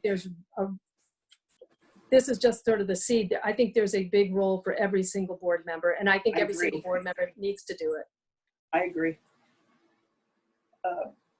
Mr. Quino, Mr. Shiflett, would you be willing to be a part of that initial committee? Yes, I would. I have a lot of things up in the air with my life right now on a lot of different levels, but yeah, I definitely would. Excellent. Thank you, Mr. Shiflett. Yeah, of course. Wonderful. So in an effort to continue to move forward here, I guess as board president, I understand that it's my part of my responsibilities to create a new committee. So I would like to officially appoint Sarah, Ben, and John to a committee to look into equity, diversity, and inclusion for the Grand Ledge Public School Board, and bring that information, some more, perhaps focusing on getting a goal established to discuss at the next meeting, which will be in July 20th, and perhaps some other breakdowns. I think this is going to be very challenging. I think Sarah's point was very well made, that each of us need to be involved in this. This is something that will probably be ongoing for the rest of the existence of schools, in that racism isn't going to just all of a sudden go away. It's going to perhaps be shifting within our parameters. As Sarah, you noted, our culture changes within the district as we begin educating our students through curriculum, so that it will be an ongoing committee. So I would like to go ahead and put that then as one of our regular monthly reports. And if no one else has anything further to state, we can continue to move forward on our agenda.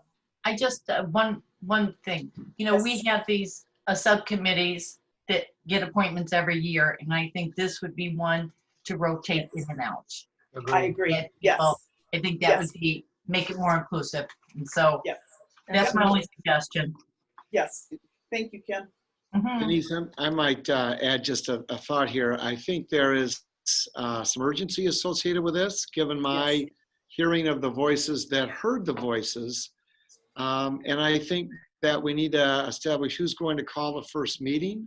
And I'm hearing maybe you want this as a 3-person board meeting right now. But as soon as you want to call me in, I have really good resources at Michigan State that have been contacting me over the last week. Dave, anything we can do to help?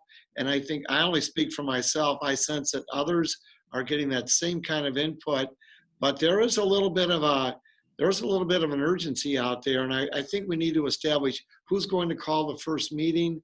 And do you want to keep it just at the 3 boards or the 3 board members right now, and then determine how and when you're going to call in others? I think I don't want to leave this with it sort of hanging a little bit. Call us in the morning. Okay. Well, So Dr. is there- Chapin, would you be interested in being part of this? I mean, we do that with governance. The superintendent's always been involved, and since you have connections with MSU, it would make better sense that you're involved with the 3 board members. Sure, I'll be happy to do that. Excellent. So who's going to call the I first was just meeting? going to say, so what I'm hearing you say is there a chairman of this committee? I'd like So to I would like to ask those 3 individuals. I'm sorry, Ben, I didn't hear your voice. nominate Sarah Clark Pearson. Okay. John is moving his hands, but there's no voice. Sorry, So I was think he's in muted favor. again, but I support it. Okay, so, Okay. You're Sarah, are all you getting willing to called in the accept morning that? then. That's great. You're That's super. We'll go Okay, from there and absolutely. And we have key administrators and faculty members that are All of them. anxious to be involved Yes. too. So Excellent, off we go. excellent. Good. Thank you. I In the feel morning. that's a huge step for us. And I hope the community recognizes by taking this action tonight and recognizing that we need to do something in an immediate fashion, that we are all very committed to addressing this for our district. All right, so let's see, where does that leave us? Public comment on agenda items. So Mr. Ellsworth, if you could take a look into the audience and see if there are any hands raised for members of the community who would like to address the board on agenda items at this time. Yes, President, there are. Are we going to review the rules first or just go? I was gonna Mr. say, Triplett, do you feel that's I believe necessary? everybody whose hands up has already heard them, or it's back like 40 pages of your hand up. Let me see if I can try them. I think we've read the rules. People That's have fine. read their rights. Thank you. I appreciate that as well. So, We Mr. have Ellsworth, you can go ahead. Denise entering first. Okay. She can unmute herself and turn the video on.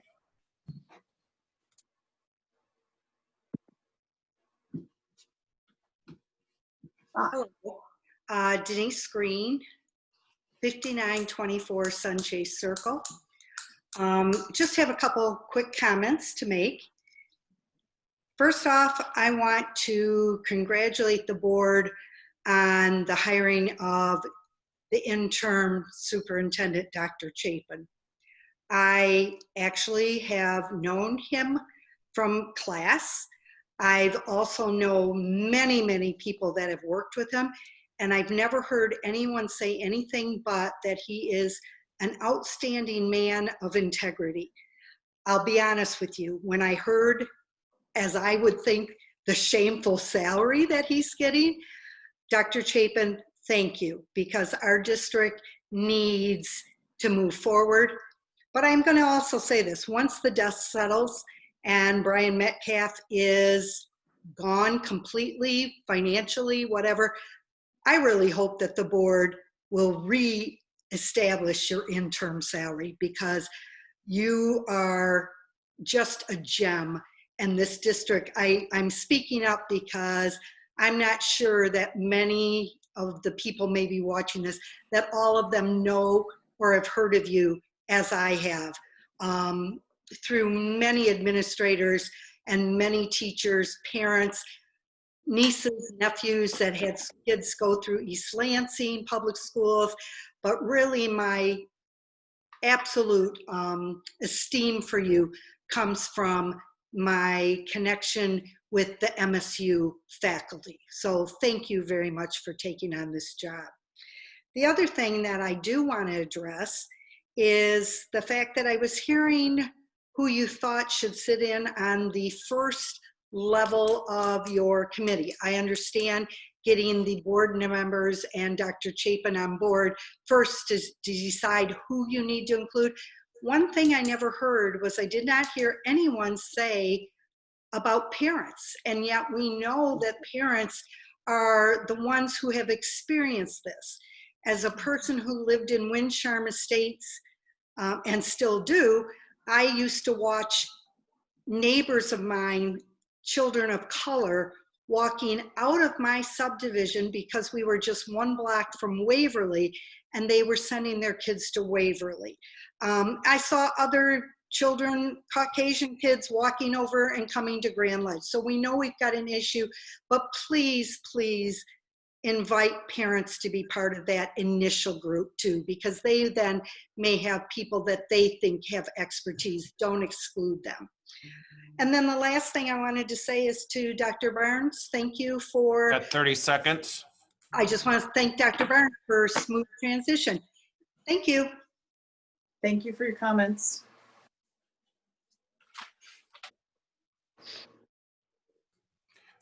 Our next speaker is Dawn. I think she can unmute herself.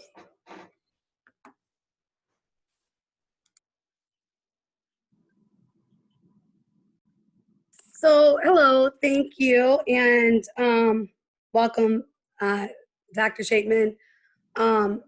Very happy to have you here. I just have a couple of comments. Well, I really want to go back to Dr. Shateman. I'm glad you spoke up. I just have to say I believe that the board is making this way more difficult than it needs to be. A committee is pretty simple. You just have to do it. The community has spoke. Over 800 people have sent emails and spoken multiple times. GLAD has given you a list of desires that come from the community. You had one African-American teacher that said that she was the only African-American teacher. And at the last board meeting, she spoke at the rally and even stated it was the first time she has ever felt safe in Grand Ledge. So it is an emergency and we need to move, and we need to move swiftly. Thank you for the last person that brought up parents. As a parent of a biracial child who's just moved back to Grand Ledge and graduating in the 90s and protesting at Delta Center when we were Delta Center Bulldogs that we didn't have MLK off. And when I graduated in the 90s, we didn't, and went and lived in Detroit for over 15 years and came back. I thought some things had changed. But the fact we have faculty sitting on the school board that don't recognize that a Confederate flag is an issue, yet you park in the parking lots and you see what students are wearing, that is a perfect example of what systemic and institutional racism is. And that's all that I'm trying to say. So not only do we need to look at it within ourselves, as Sarah had said earlier, but we need to look at it community-wide. We need to bring in outside facilitators to actually facilitate the meetings. That's how you do communities, committees, especially when it comes to race. It's more than reading a book. It's more than just educating yourself. Because me as a woman and a white woman, I never realized how deep-rooted systemic and institutional racism was until it hit so close to my home and me having my child. And that's why I'm so passionate about it. I have my own consulting firm. This is what I do for a living, and still never even educated myself the way I should. Had no idea about Black Wall Street or Juneteenth. 30 seconds. I don't know very many people that did. And that's a shame. That is a shame. And so I'm grateful you're here, Dr. Chapman, excuse me. But I think it goes deeper than, oh, the students should have brought us to our attention or their parents. No, you're walking the school halls if you're a teacher. And you need to take a look at yourself. Some of you need to be recalled or step down, as I've said before. Denise, I think you should step down as president. And I'm going to say it like I've said before. Your statement was very disturbing to me. Time is up. Thank you for your comments. We have another speaker, Ranjit.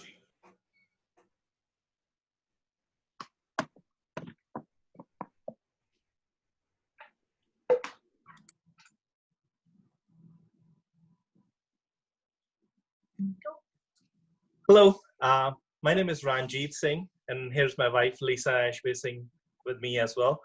We live at 11747 Andre Drive.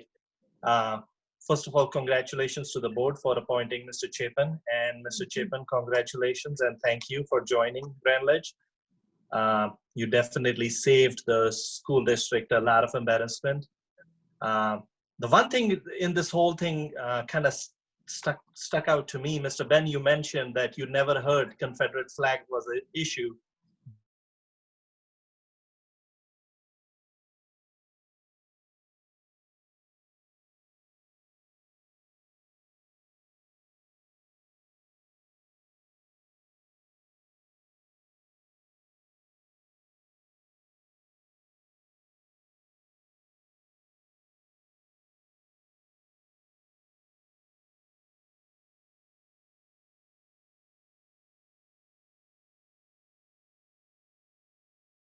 Fortunate some of you cannot see it.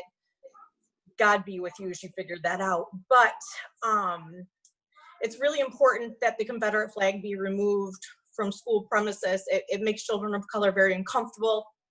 It's a sign of systemic racism and hate. Please don't let this go by next meeting and not have it addressed in the handbook. It needs to be off of all students who are wearing memorabilia like that, students who are in the parking lot with their weird trucks and their nasty ass flags I see every time I drive through to drop my kids off. You have about 30 seconds. All those things are very hurtful to our children, and it needs to be addressed immediately. Not let's brush it off because we've got this going on, and not let's brush it off because we've got that. I don't care. These are our children. They need I would point out that loved and welcome. That Safe, the loved, and time welcome. the time was 3 minutes was shared by 2 people. I think that Ms. Singh has more opportunity to speak.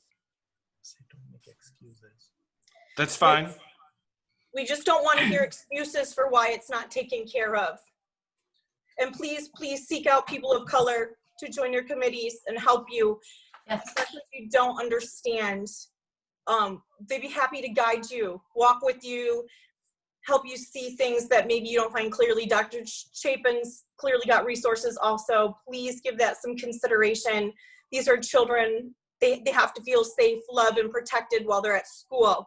We're there to learn. And that Confederate flag doesn't have a place there. Prejudice, slurs, all of it. I've said it before, need to go. And we need that to happen immediately by time school's in session, not just brush it aside for whatever project you've got going. Urgency now. And the one thing is, even though it might be a personal hobby, it still doesn't make it right, or whatever that might be. Well, so, okay. whatever we did in our past life or something, it doesn't make an excuse. With all due respect, if you would like me to respond to that, I would. No, I mean, you should listen to the recording. You said you have never heard of this as a problem. And why is this a problem? Are you kidding me?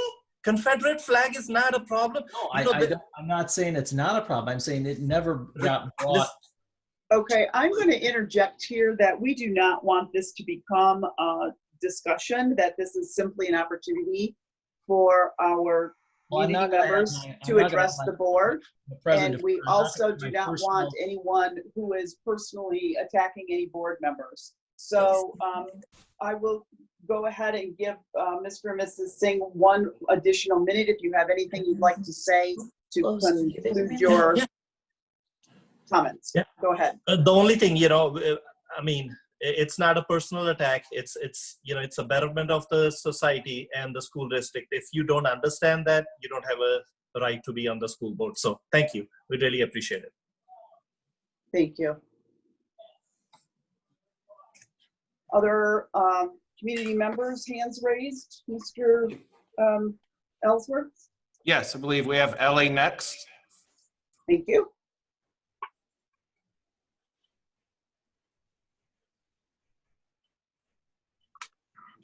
If LA can unmute herself.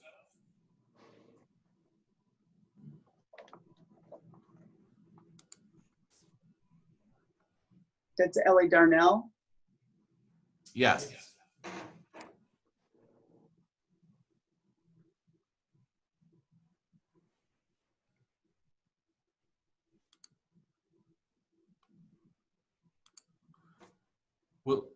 We'll try to come back to her. I'm sorry about that. Sorry. Oh, there she is.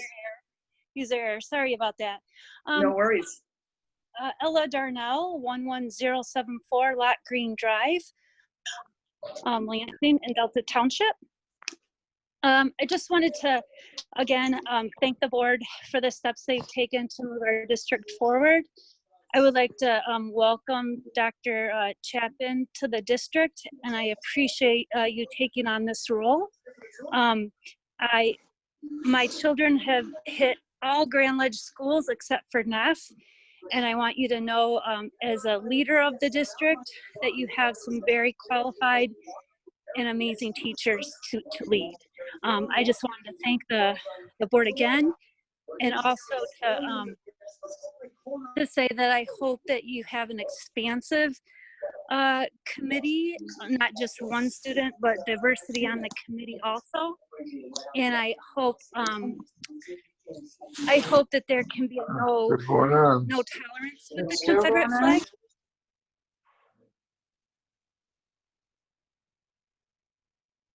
Can you hear me? I'm sorry. Yes, go ahead, continue. We can still hear you.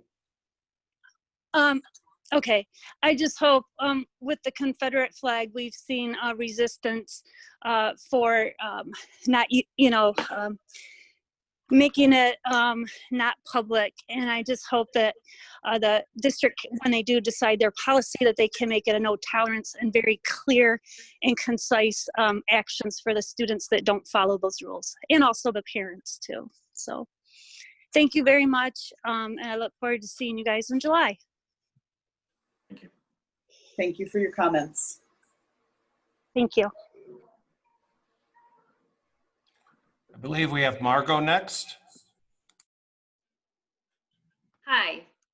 I just wanted to say that I really came to this meeting with a much different prepared statement. I do feel that for the first time that the board has really heard the concerns of the community. And I really hope that that is a genuine commitment.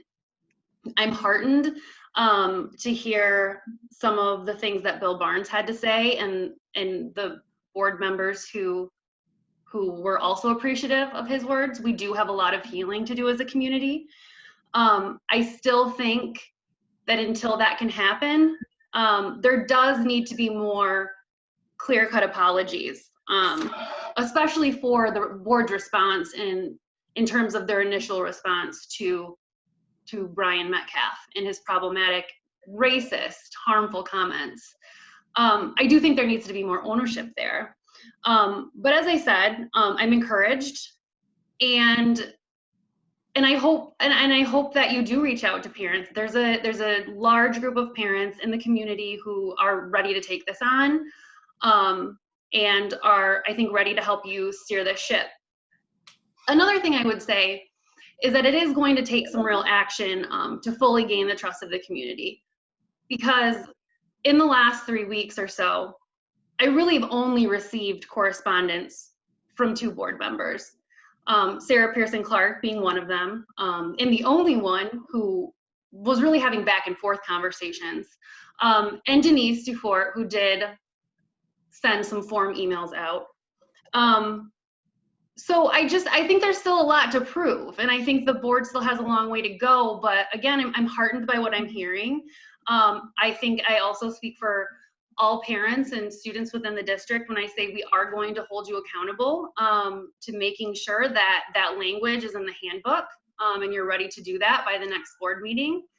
And one last thing, I do hear us talking a lot about students of color and people of color, but I do think it's really important to name anti-Blackness in our community as an issue. I haven't heard a lot of people use that term. I haven't heard that really pointed to, and right now we're as a country where that is really taken the forefront of discussion. So we can't be afraid to say those words, and we can't be afraid to address anti-racism and anti-Blackness. I yield my time. Thank you. Thank you for your comments. Thank you. I think we have Nicole next. Yep. Hello. Sorry about the shaky cam I've got here, but this is my best internet connection. Nicole Shannon, 8787 Royston. I'm a parent, as some of you know. I'm also a candidate for school board in this upcoming election. I'm really excited about the things that I heard the board say here today. With Dr. Chapin, I think you got a star for a bargain. And so I'm really excited that he's going to be able to bring his resources to bear on a really challenging issue in addressing systemic racism in the middle of a pandemic. I think that we've got our work cut out for us. I wanted to speak because I know that this is still forming in terms of the work that this committee is going to be doing. I've I've worked on similar committees in the past trying to address huge problems that you can barely get your arms around, like homelessness and elder abuse. And so I would just suggest to the board that picking 1 or 2 immediate action items, and it sounds like you've already done that with the Confederate flag, but success breeds success. It maintains enthusiasm because this is going to be a marathon, not a sprint. And so to the extent that folks can pick just a few initiatives at the outset, I would really encourage you to do that. That's how I've found success in the work that I've done in those types of large systemic problems that, you know, can sometimes end with more of a report or some kind of feel-goodery that doesn't result in any lasting action. And so it sounds like people are motivated, and so now's the time to harness that motivation towards action. And so I would just really suggest pick those action items, even if it's just, you know, we are going to set up subcommittees to develop those action items at this first, at this first go round. To the extent that you can make it concrete, to the extent that you can have some successes, I think the community is going to believe in you when you say, we're working hard to address this issue.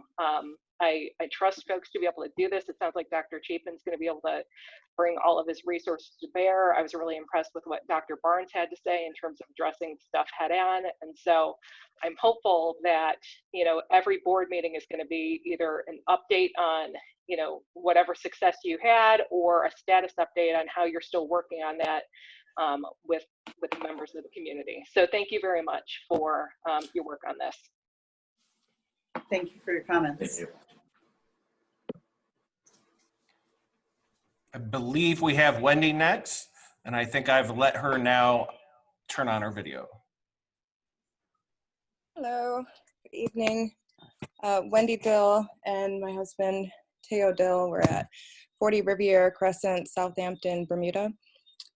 And first I want to congratulate the board and just the school district on Dr. Chapin, because I was very excited when I read over your work, and I'm just very excited to see what you can bring to the community and to the schools. I'm also excited to hear what a lot of you have said about plans with the committee. So I want to congratulate you on at least giving lip service to really good goals. And I really hope to see those come to fruition, especially because I know there's a lot on everyone's plate as educators with COVID, and there's all those issues, but I just want you to remember that there's students who are going to be dealing with COVID as well, who are also going to be dealing with racism. So it's like COVID, all the students are dealing with, and then there's COVID and being Black. And as you know, we have a pretty, we have an election coming up that's going to ratchet up racial tensions. I don't think that's something that anyone is guessing at. That's a thing. So I'm really happy that the Confederate flag issue is being addressed expeditiously, because I think that will definitely show support where support is sorely needed for students of color. I also hope that part of the plan is to give support to teachers and to administrators to actually, like one of the board members said, to give teeth, to give them something to actually use, right? Because there's a lot of people in the system, teachers and administrators, who are not supportive. And if teachers are being singled out for trying to help students, then that is a huge issue. And I mean, you're asking people to jeopardize their jobs to do what's right. And so giving them tools is very important. Also, when you put the committee together and you're asking for people of color and students of color from the community, I just want you to remember that a lot of people may not speak out for fear of repercussion. A lot of people have not wanted their names used when I've spoken to them, especially parents with students who are currently in the school system. They are scared and rightfully so. I've been through it. My cousin's been through it. My brother's been through it. Speaking out causes people problems. And so I really hope that you think about that and put something in place to protect people of color who do want to join these panels and speak out. And if you ban the flag, I really hope that you, and Dr. Chapin, I hope that you have a grip on this, on helping the community figure out why, and not just putting a ban in it, but actually making sure that that the community and the students know why. I also wonder if I get a little bit of time for my husband, who wanted just to say something quick. Certainly. Thank you. Thank you, honey, and thank you to the board for giving me the opportunity to share.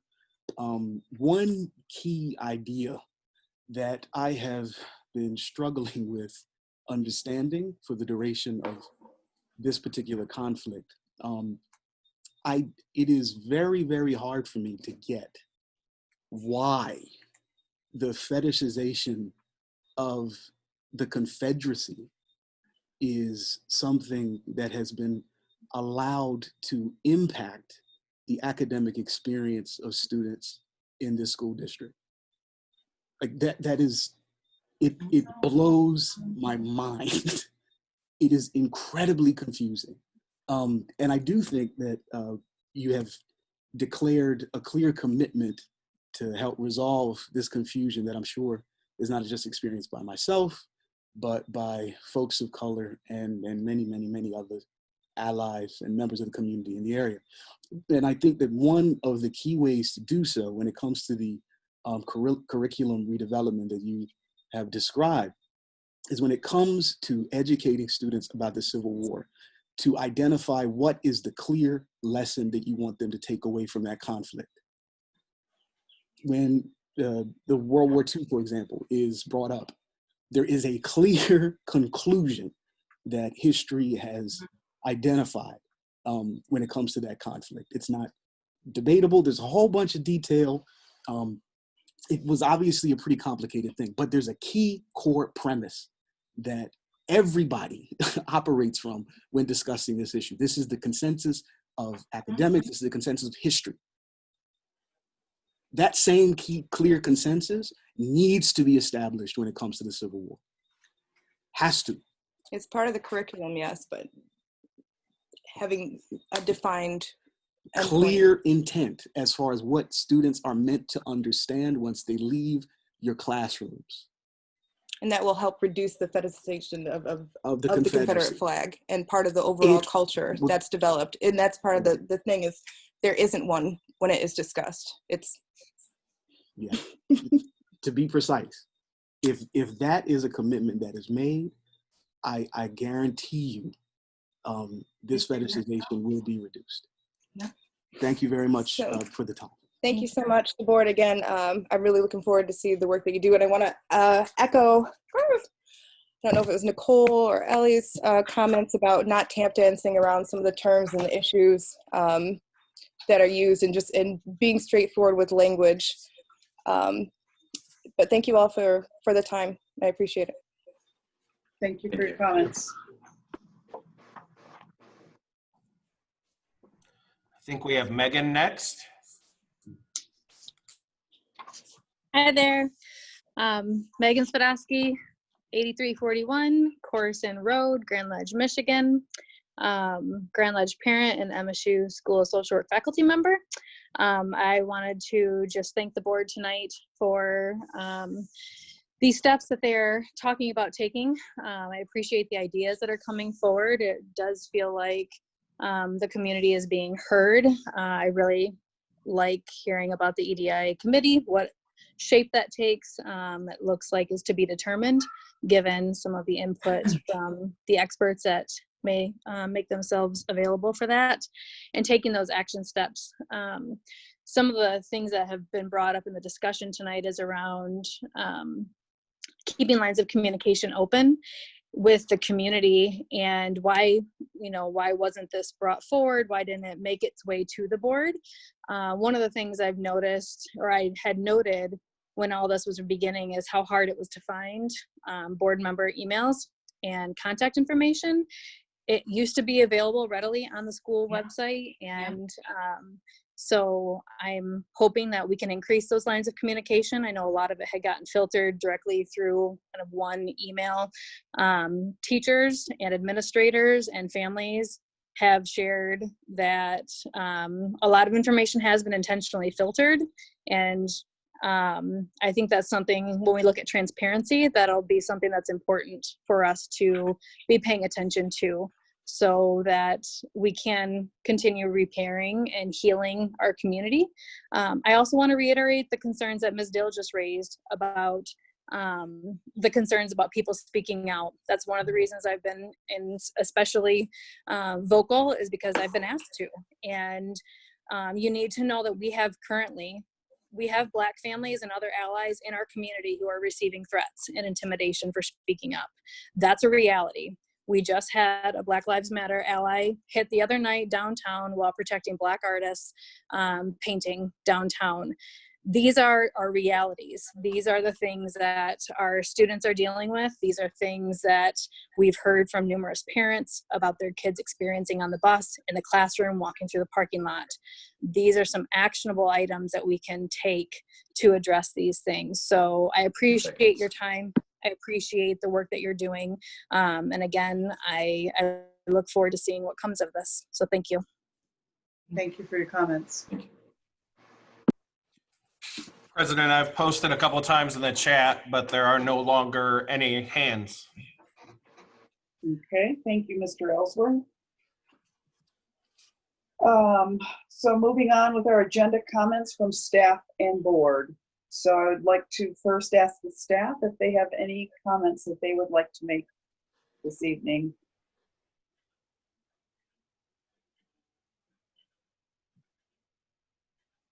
I would like to thank Denise and Dr. Chapin and Ken Wright and all of the other administrators and teachers and families that represented Grand Ledge at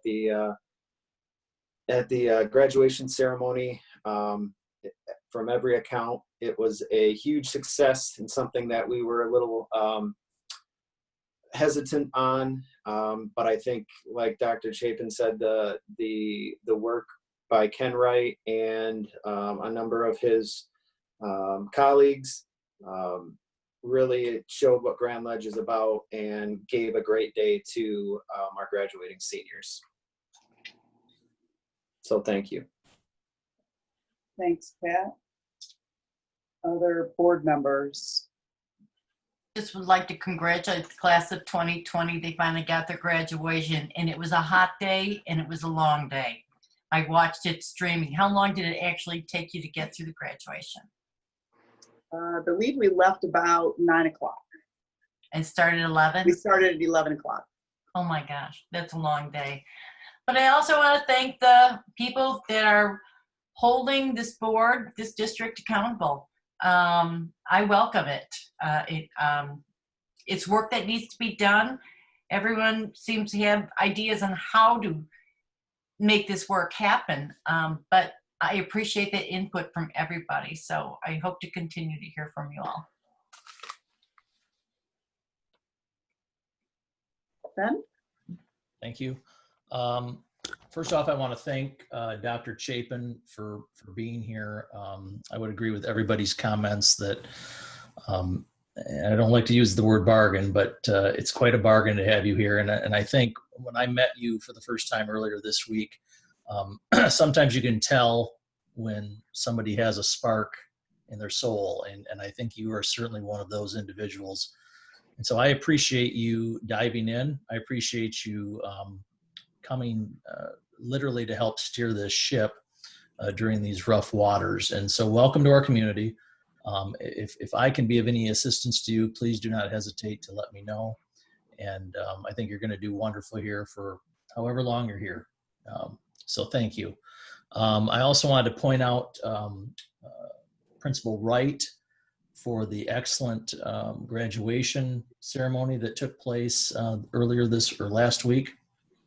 Heard a lot of good feedback from the parents and the kids, the students who graduated, and I think that was important for them to have that moment, and I'm really glad that they had that moment. Lastly, I wanted to thank Mr. Dill, who spoke a few people ago. From a historical basis, I'm a huge history buff. History has been a big part of my life. Got Abraham Lincoln back here on my bust.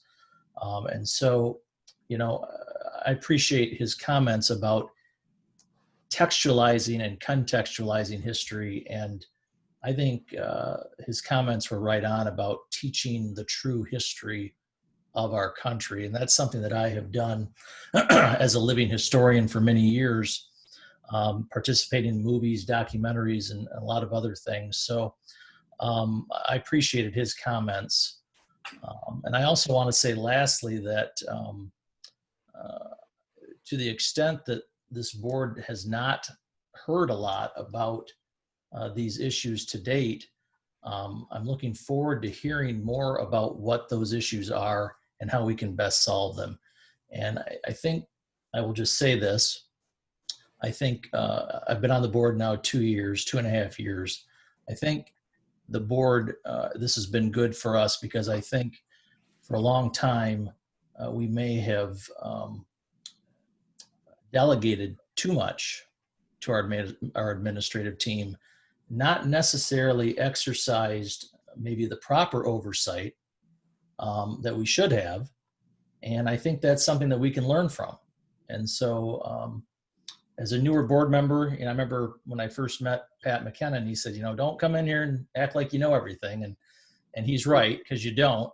But I certainly have learned throughout the past several weeks that the board has a role, and I think that role might need to be adjusted as we move forward into these new times. So thank you, everyone. Other board members? Could I make a comment here, Nan or Denise? Okay, Certainly. President Dufault. I just wanted to say this is, actually, I think this public comment piece is really, really important. And I have certainly had I've been punched in the gut a few times via public comment. I know how difficult it is sometimes when the public comment may seem personal and we internalize things in a way that may be to one's detriment. But the reality is public comment is so much about transparency, so much about what good systems do, so much what good public school districts do. And while I'm always a little protective of my profession and public schools and the work that we do, I'm also protective of transparency and open commentary and the flow of information that enables us to move in a different direction. So I was a little uncomfortable with some of the commentary that was directed my way tonight. I'm not undefeated, that's for sure. So I want to make sure that's clear, but I also want to make sure it's clear that I'm all in, and I'm happy to be part of solving I'm not happy to be part, I want to be part of solving a very difficult issue.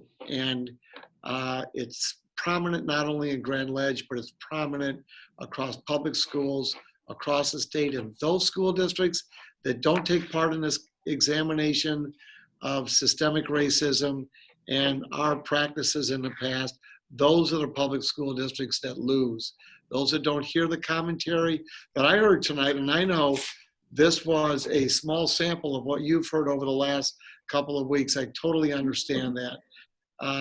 But the districts that aren't taking time to listen to their community are the districts that are going to be lost in the shuffle here. We have a lot of enthusiasm from that central office staff, a lot of really good thinkers, and I think there are a lot of good thinkers in this district. And we're not in this to stumble. We are in this to make some positive changes for our community. So I just feel a need to say something here to connect to many comments. Enough said, probably. Thank you. Other board members? Sarah, yes? Yeah, I just wanted to comment that I really do agree that it is something that's very important for us to hear from people. I don't think there's any question that as individuals, we all understand that the Confederate battle flag is used. While it is an historic battle flag for an army, that it's used for intimidation, and that that when people use that, that the community has to come forward and say they don't approve of it, that people should not, people say and do things comfortably in public where they feel that the public is comfortable with them saying and doing that. And people have to begin to express that that they disapprove of it. I come from a family that fought at Gettysburg, so I don't particularly care for a flag that was used to shoot at Union soldiers. So there's many reasons I wouldn't like that flag, besides that it represents the enslavement of people. But it's not just the kids, it's not just the students, it's our whole staff. It's us that need to understand what we're doing. The fact that we didn't know the prevalence of it in the school system, it didn't mean that we supported it. It meant we simply didn't know, and we should have. And it may be because people didn't think it was worth telling us because we wouldn't do anything. You know, I don't know what the reasons are, but it is time now for a culture shift. So, but I do want to assure the public that I've had many discussions with everyone on this board, and it is a board that really wants to move forward on this, was shocked by the events of the last couple of weeks, and stunned by the 6, 7, 8 hours of public comment that we heard from people. And we have taken it to heart. That Mr. Dill and Mrs. Dill mentioned that there are people that would speak, but they have fear. I mean, that is, our job is to find a way for them to feel comfortable. And we just have to do that. Because we won't learn unless they feel they can tell us. So. Yeah, good point. Good point. Thank you, Sarah. John and Jared, you haven't had addressed any comments. Would you like to do so at this time? Or?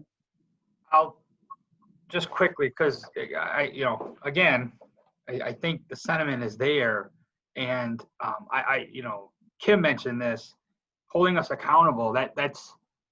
It's unfortunate that some feel they need to say that, and I understand why. I wish they didn't feel like they needed to point that out, and I want to just start that message or start to get that out there that you should, and I hope you don't feel like that you have to say that after we've had a chance to show and demonstrate that this isn't lip service. I heard that term used, that this is hold us accountable. You should be able to, and you should expect a board to represent the citizens that elected them, so and to their satisfaction. And otherwise, you're right, they have the opportunity to make their voices heard at the polls. I've also heard the tough balance that we have here with respect to desires for swift action and this being a marathon as opposed to a sprint, right? Those are somewhat competing, while they're also not. I think it needs to be demonstrated that this is a regular thing. If we can report on legislative updates regularly, we can report on how we're making sure our students feel safe and welcome in school, and how we're helping everyone else come to that, achieve that same goal. On the other hand, so we have an easy one, using the Confederate flag in a threatening way. It's an easy one to tackle at the next meeting, and people want to see that at the next meeting or before school starts, and I would agree. On the other hand, the next discussion is, how about, can we incorporate any hate symbol and anything that might be used in a threatening manner towards our students, and make sure we're hitting a more developed policy. Mm-hmm. So on one hand, you want to act fast. On the other hand, you want to be thorough. Yeah. And so we appreciate that. And all we can do is at the moment talk, and then I'll hopefully give everyone the chance to see that this is getting momentum that everyone expects to see. Thank you. Mr. Schiffer? Yeah, it's important that everything is said, but not everything's said by everyone. So I'll keep it extremely brief and just thank the people coming in and providing testimony. It takes courage to speak truth to power, and not that this job has a lot of power, but it is intimidating to get up and speak in front of a board of people and everyone else in attendance. And Sarah's right, everyone else is right. This is important to make a place where people feel comfortable to be heard. Because I know several letters were read anonymously during the long day of testimony, and I think a couple since then. And to be honest, those are kind of the voices that need to be heard the most. So I thank everybody for coming and organizing that. Thank you, Mr. Shiflett. And I would just like to echo many of the same thoughts that have been expressed, and not take a lot of time to go over all of them again. However, making sure that we do indeed want the community to stay involved, to continue to hold us accountable, to continue to inquire about what we're doing, talk about those concrete measures, as Ms. Shannon pointed out. I believe that we have all, as board members, made that commitment personally, and I just want to reiterate that we are making that publicly to each of you. And again, we've got opportunity here to discuss this, look at anti-racism as a solution to some of the problems that we have had here in Grand Ledge, and we will continue to move forward with that. I think we've had lots of great discussion tonight. We've had addressed it from curriculum point of view, as well as student handbook, as well as future board policy. So again, I thank all of you for being involved, and ask that you continue to stay involved and work with us. We're stronger together. And with that, we do have a closed session. Our next future meeting is regular meeting on Monday, July 20th at 2020 at 6 p.m. We believe that will need to be virtual again, as the executive order that just came out has directed public boards to continue to meet in a virtual format. It's not our first choice. However, we do need to follow the executive orders. And having said that, we also have a closed session to go into regarding negotiations. And I would invite a motion to continue to move into closed session. Move the Grand Ledge Public Schools Board of Education move into closed session for the purpose of discussing negotiation strategies per Section 8C of the Open Meetings Act, Public Act 267 of 1976. Support. Thanks. Moved by Mr. Shiflett, seconded by Ms. Mulvena. And a roll call vote, please, Dr. Chapin? Yep, Mrs. Mulvena, Yes. President Dufort, Yes. Mr. Smith, Yes. Mr. Shiflett, Yes. Ms. Clark Pearson, Yes. Mr. Quina, Yes. and Mr. McKinnon. Yes. Can I ask that we have a 5 to 10 minute recess before we start the closed session? Certainly. It is 9:03. So let's go ahead and move into closed session, and we will plan on beginning at 9:10. Perfect. We Ms. have to Manning, go ahead. We have to go into a different Zoom. That's right. Thank you. Yes. Okay. So I'm going to leave this, right? That's right. right. Yes. Kim Manning? No, Oh. Kim Manning. Can you email me with a time that's appropriate to come up and sign the resolution, please? John, I can do that via electronic signature since you've provided me with that, as long as you approve me doing that. I approve you doing that, and it's on the record. It is. Thank you so much. All right, thank you. Are we leaving, And John? we are, yes, we are formally adjourned from open Well, session. no, we're not adjourned. We have to come back. We are not and adjourned. We are moved to closed session. Thank you. Yep.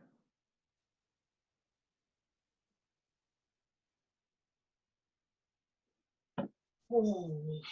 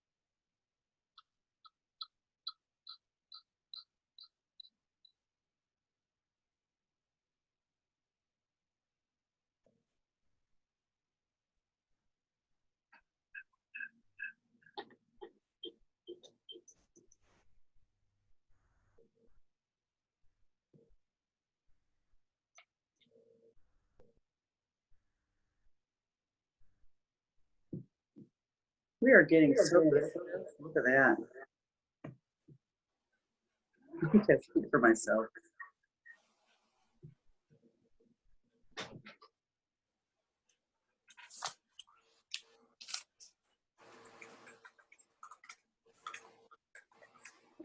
Mr. Ellsworth, I'm assuming you're going to give me a cue when you have reopened this meeting, correct?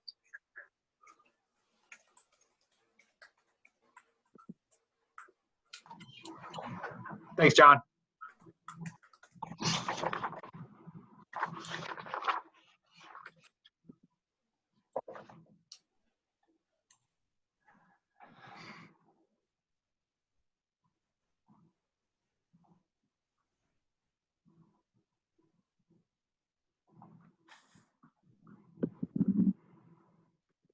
All board members are back in. Is that correct, Mr. Ellsworth?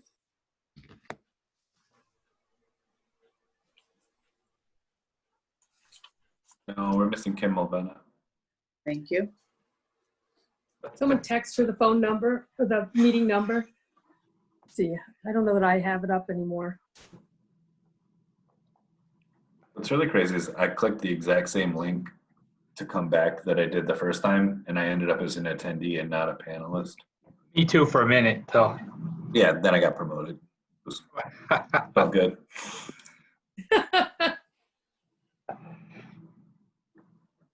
About the only thing tonight that felt good, I guess.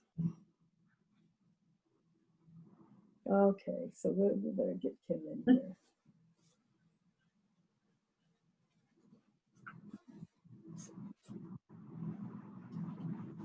No, I need to do a lap around the block, though. I've been sitting still too long today. I'm getting. You could just say that Kim. How many attendees do we have out there besides us? 9. 21, I've got participants. Wait, can you guys hear me? Yeah. We can hear you. Yes. Okay. We have 12 panelists and 9 attendees. Okay. Okay. Here you go. Mr. Ellsworth, can you give me a thumbs up if we're ready? I think we're live, aren't we? That's what I'm trying to determine. John looks like a DJ, doesn't he? Yeah. Earphones on. Kim Manning, can you hear me? I can hear you.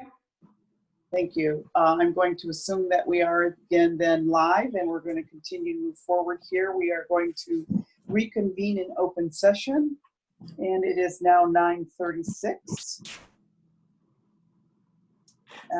Having no further business to attend to this evening, I will officially adjourn the meeting at 9.